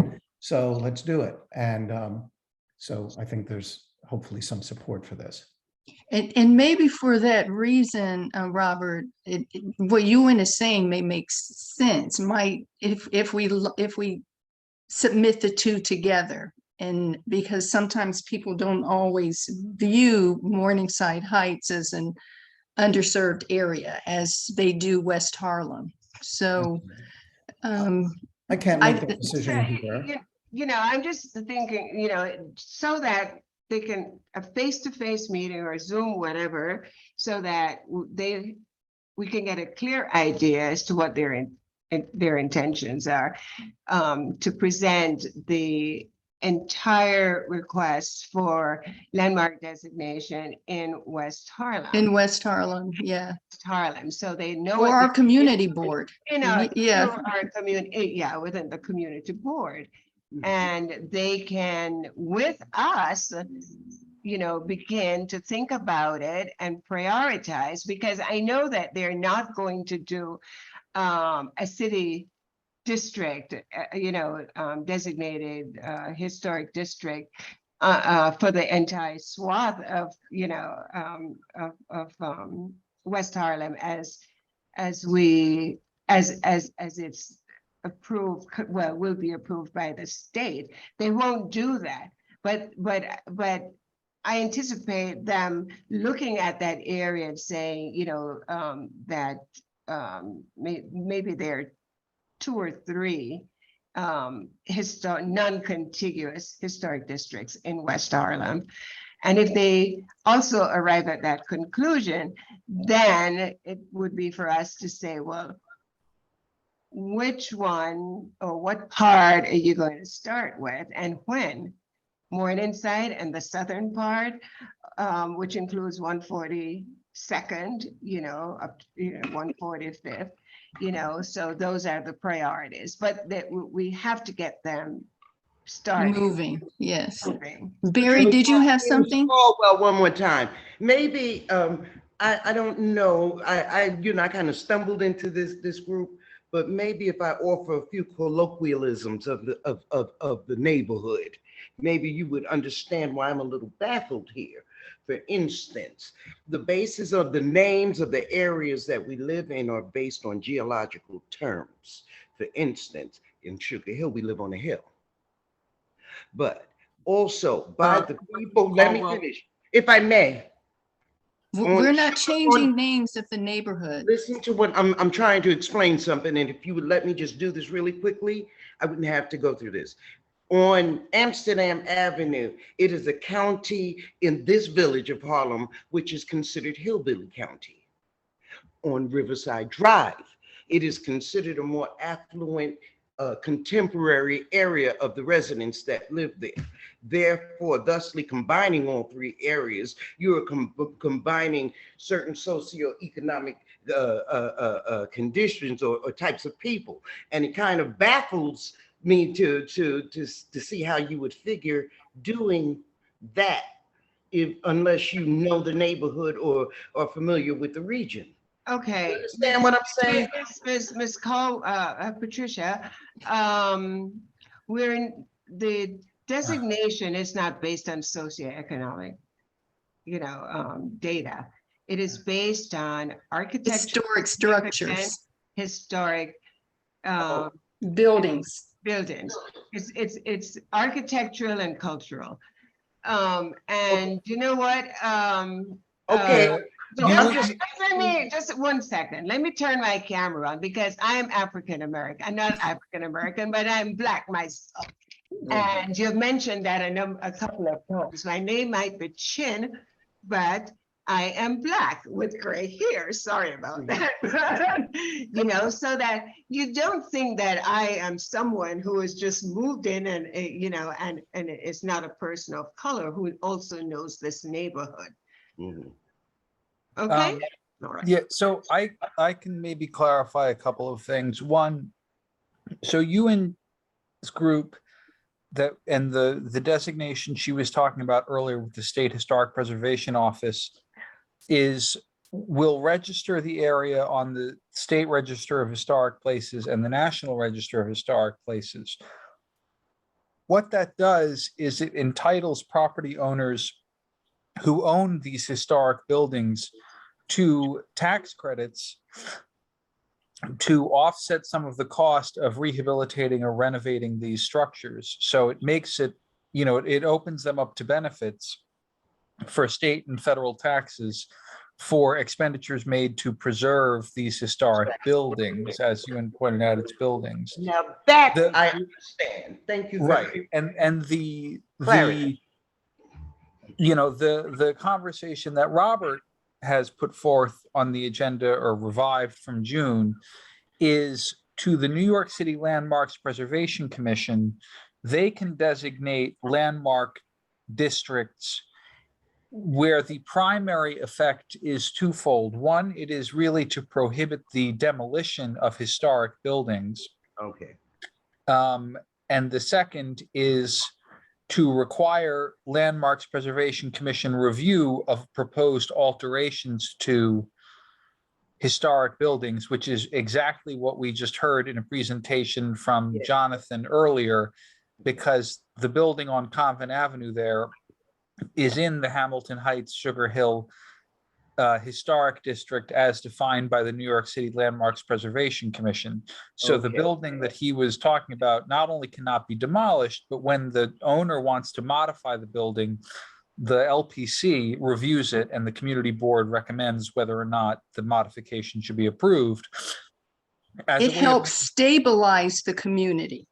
And well, it helps and stabilize prevents the architecture. the architecture of the community and helps to prevent displacement. Right, and so it helps to prevent demolition and the displacement that the demolition can lead to, as well as, you know, construction harassment. My hand was up, though, to ask Robert, you know, you presented on this in June. Do you have a draft resolution that the committee can look at tonight? Or is this something you're just trying to get back on the agenda? No, I have a draft resolution I could forward to you, Heather. And Well, maybe you could share your screen. I don't know who did I make host? I don't know if you have to grant Robert access to do that. oh, I see. All right. Well, sure. I will try to do that.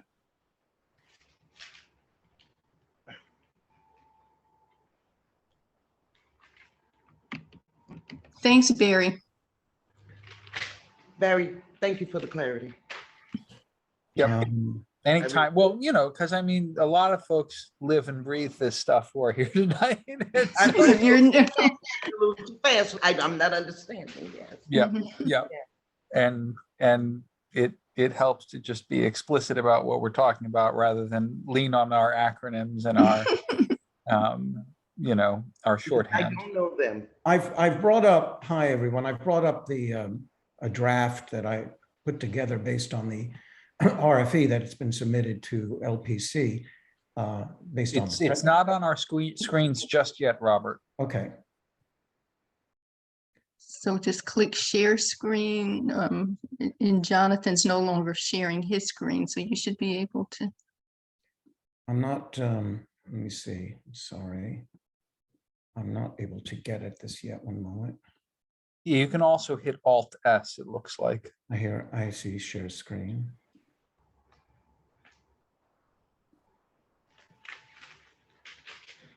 I'm hitting share screen, but I'm not. Here we go. You have to also click on the document. No, I now learned that tonight. document just comes up. Yes, now Yeah. it's coming. Okay, very good.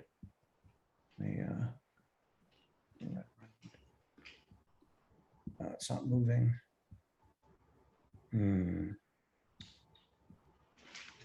Yeah, we'll need you to zoom out, I think. Unless other folks can see it.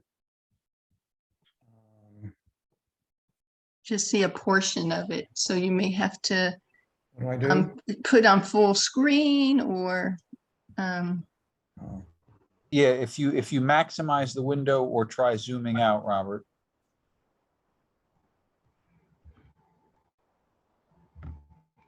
Anyone have a Mac? Which one of those green dot, which one of those colored dots at the top is maximized? Probably green. I don't know anything about a Mac. Robert, if you go up to the top right there, that green dot may maximize it. In the upper left. In the upper left?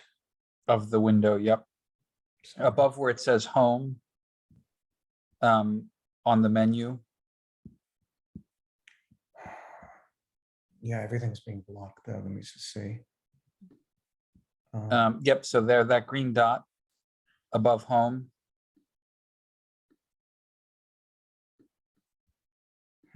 It's just not. Just go up like 5 pixels above home. Go up, move your mouse up. Yeah. And now over to the right, there's a green dot there if you can see it. I don't see it. That's the problem. Oh, that's weird. We see it. Yeah, we see a green. It's a red, then a yellow, then a green little circle. Now it's blacked out. Okay. Yeah, you could also try. Let me close this again. 1 second.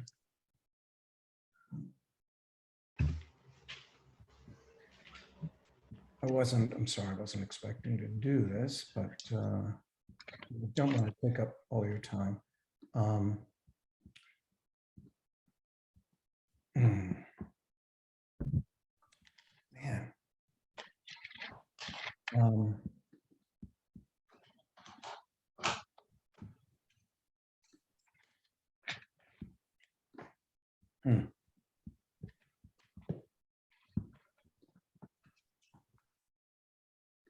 Could you try hitting Command and minus to zoom out? Command and what, minus? Minus, the subtraction symbol, minus. That might get it to zoom out. No, didn't.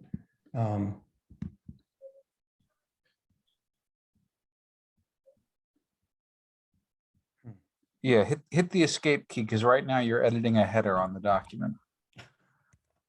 There you go. Now try Command minus.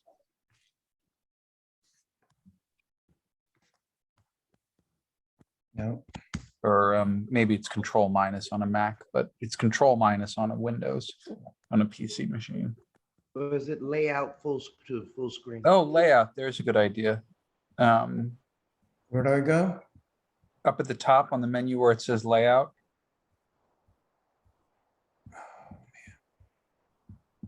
I'm not seeing that either now. Everything's locked. Home, insert, drawer, design, layout.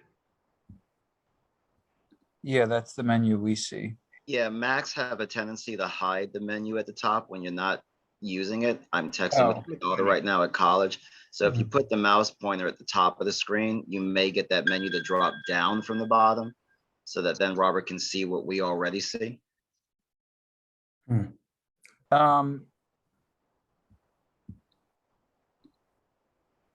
Okay, now let me get rid of.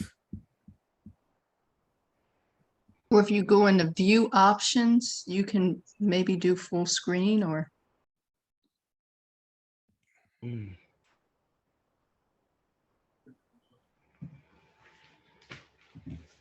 Zoom. There we go.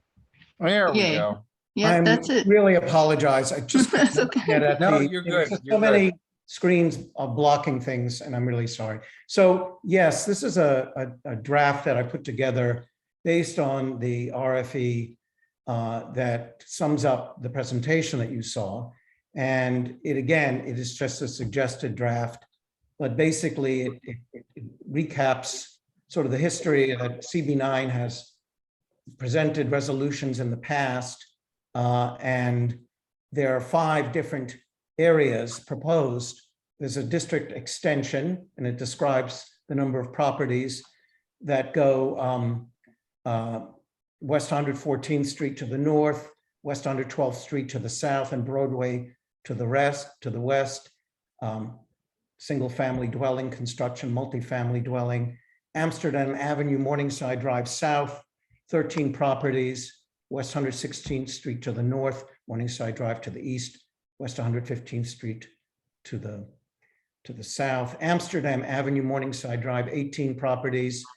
Broadway, Amsterdam, 40 properties, and Riverside Drive, Claremont, an additional 23 properties. Now, put in something here also from the RFE that lists the criteria for landmarks preservation, looking at these special character that constitutes a distinct section of the city in the area of architectural history. And again, I don't know how much we can just read through this. On the other hand, it's very long to get through, but basically we're talking about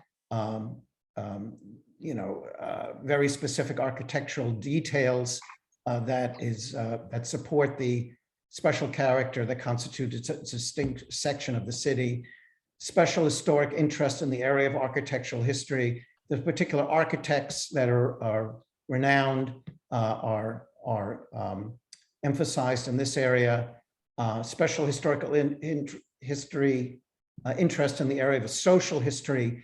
In this particular case, we're talking not only about the architectural history, but the preservation of socioeconomic and working class or middle class community that we see in primarily the Tiemann Place area.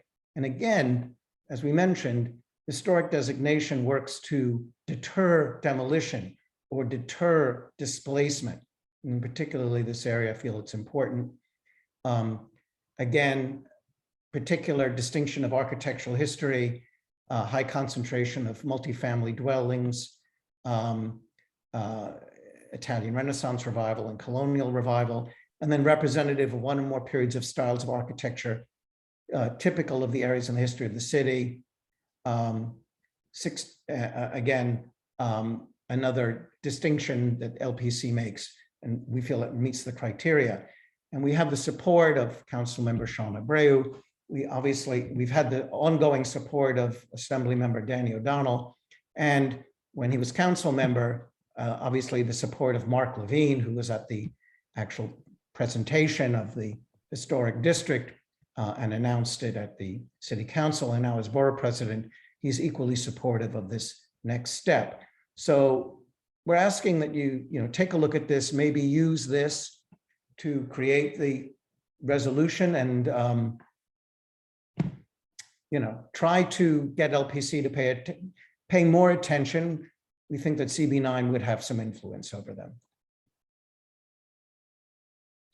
Or just a letter of support, as it's already. Well, as a I've written it as a resolution. You've written resolutions for us before. It's a while ago, but so I use that as an example that you've done this before. I wasn't aware of a letter of support. Resolution probably would carry more weight. Yeah, I would note that, so this, I've only been on the board officially since 2013 and unofficially since like 2012. So sometimes it's helpful to note, the positions that this board has adopted in the prior history. Can you scroll down, Robert? You mentioned a resolution in 2008. There was a resolution in 2008 and 96. No, it's good. It's good to know just the institutional historic position of the community board when it's certain long-running issues like historic districts. Yes. I know that we supported the Hamilton Heights Sugar Hill Historic District's creation originally, and I know that we submitted a resolution supporting the extension of it that Ewan just spoke about, not the State Historic Preservation Office one, but the actual one to the City Landmarks Preservation Commission. So I want to note, yes, that in 2008 there was a vote supporting it, and in 1996, I know this sounds like ancient history, but these are long campaigns, as you may know, and we're in it to get at least. We're hoping for all 5 districts, but if they're going to prioritize, fine, but we don't want to negotiate against ourselves. So again, the CB9 has, as Barry mentioned, a long history of supporting this effort.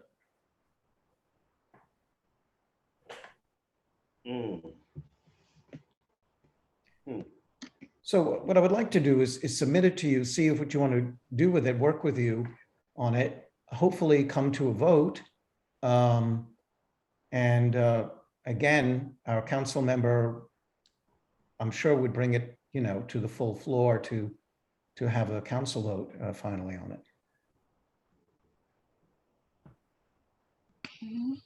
The 2008 resolution that Barry was mentioning, do you have a copy of that? I have a copy, yes. Could you forward that to? I'd like to forward it along with this, sure. Yeah. And is this something that we want to get on the next general board meetings agenda, Robert? Is that your time frame, or did you want it for October? Because I haven't had a chance to read through it. It seems like you've done most of the work. The information is probably exactly what we need. I hope so. I'm just trying to help move the process forward. Because we submit this doesn't mean LPC is going to turn around and say, go ahead and let's do it. Is LPC waiting for this?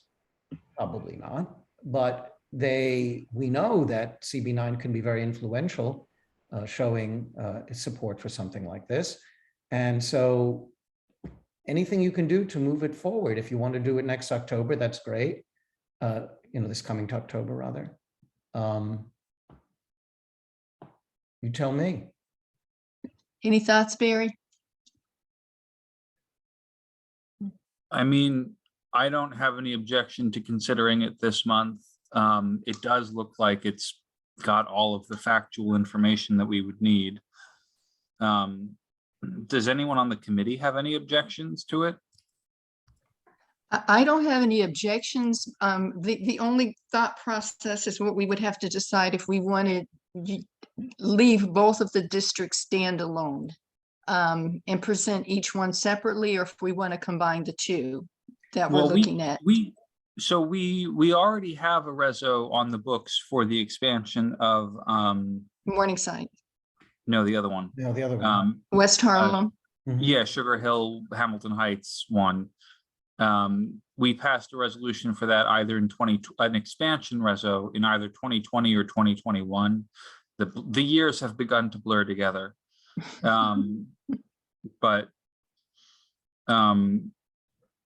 So I think we could do separate resos, like we could approve a separate Morningside reso, and then a meeting we schedule, we could add both of them to the agenda with the Landmarks Preservation Committee. Separately. Okay, That sounds appropriate. okay. I'm fine with that. When the meeting happens, you're going to present and decide whether you agree with this, or is that what's going on? I'm sorry to be so new, everybody, and so green. I just don't understand. Is that when this is presented, is he presenting this so that a letter be presented from the Parks and Preservation that this be approved or disapproved, or what are we doing? What do you do with this? If the executive committee puts this on the agenda for next Thursday, the 15th at general board, the Right. general board can then vote to support or oppose the resolution. Okay. And if we support the resolution, it becomes our official position, and we send it to the Landmarks Preservation Commission and all of our electeds. But as Robert pointed out, the LPC, we sent the LPC a reso in support of the Sugar Hill Hamilton Heights expansion last year or two, and they're like, oh, thank you, and haven't done anything with it. So we'll probably need to schedule a follow-up meeting with Landmarks Preservation Commission, which is a citywide agency or body, and urge them to prioritize our neighborhood, because as it will surprise probably no one, far more of Lower Manhattan is landmark protected by LPC than Harlem. And it's true that the other boroughs have less landmark protection than Manhattan, but functionally, in terms of historic protection, Upper Manhattan might as well be a different borough from the rest of Manhattan, just because the lack of attention that the history uptown has received and the heritage uptown has received relative to Greenwich Village and Soho and all of the downtown historic districts. So we'll need to put pressure on the Landmarks Preservation Commission to pay attention to and devote the staff time to reviewing both of these proposals. And the suggestion from UN was that meeting do it together. But that's separate from the question of this particular resolution. Okay. Okay, so Robert, if you could email me, do you have my email address? Yes, I do. Thank you. Okay, this one is as well as the prior. Yes, I will do that. And then, that means then, Barry, then we need to have this on the executive committee agenda for tomorrow, so that we can vote to have this on the agenda for next Thursday at the general board. Okay. And do you want to tell Yutha about these two items that are going on the agenda? Or you want me to? It doesn't. It's probably best if it comes from you, because you have more knowledge and understanding about the letter for Convent Avenue. Oh, okay. Well, yeah, I have to develop a draft for Convent Avenue, because normally we have a week to prepare. So right now we just have a day. So I have to work on preparing that tonight. and try to get that to her, by early in the day, so that it can be on the agenda on the executive committee. Yeah, I'll text Yutha tonight and just let her know to expect 2 items from you. Okay. Okay. So I'm going to stop sharing now. Yes. Okay. And so Liz had to jump off. I'm sorry. While I should have had her speak while Robert was gearing up his computer so that we could have gotten the updates on her regarding, let's see, the 142nd Street and Riverside Drive development and the other one that she brought to my attention. And then other than that, we just have, those 2 properties that have been, listed as unstable at this point, but they're not going to be demolished, thank goodness. So we can move to adjourn the meeting unless anyone has anything else. I want to thank everybody. Ooh. And thank you too so much. And we can be in touch, Patricia, if you don't mind me calling you Patricia, and I can try to bring. I really appreciate you being so very patient with me. No, yes, I am green, guys. Come on, I don't know this stuff. No, I just Barry before. I'm really trying to understand. No, I was in the same position as you, so I'm very happy to try to bring you up to speed as much as I can. Thanks. And I think it will be helpful starting with getting you the minutes from the prior meetings. Thanks. Okay, but no worries. We'll work together to try to, share the knowledge. Thank you very much, Heather.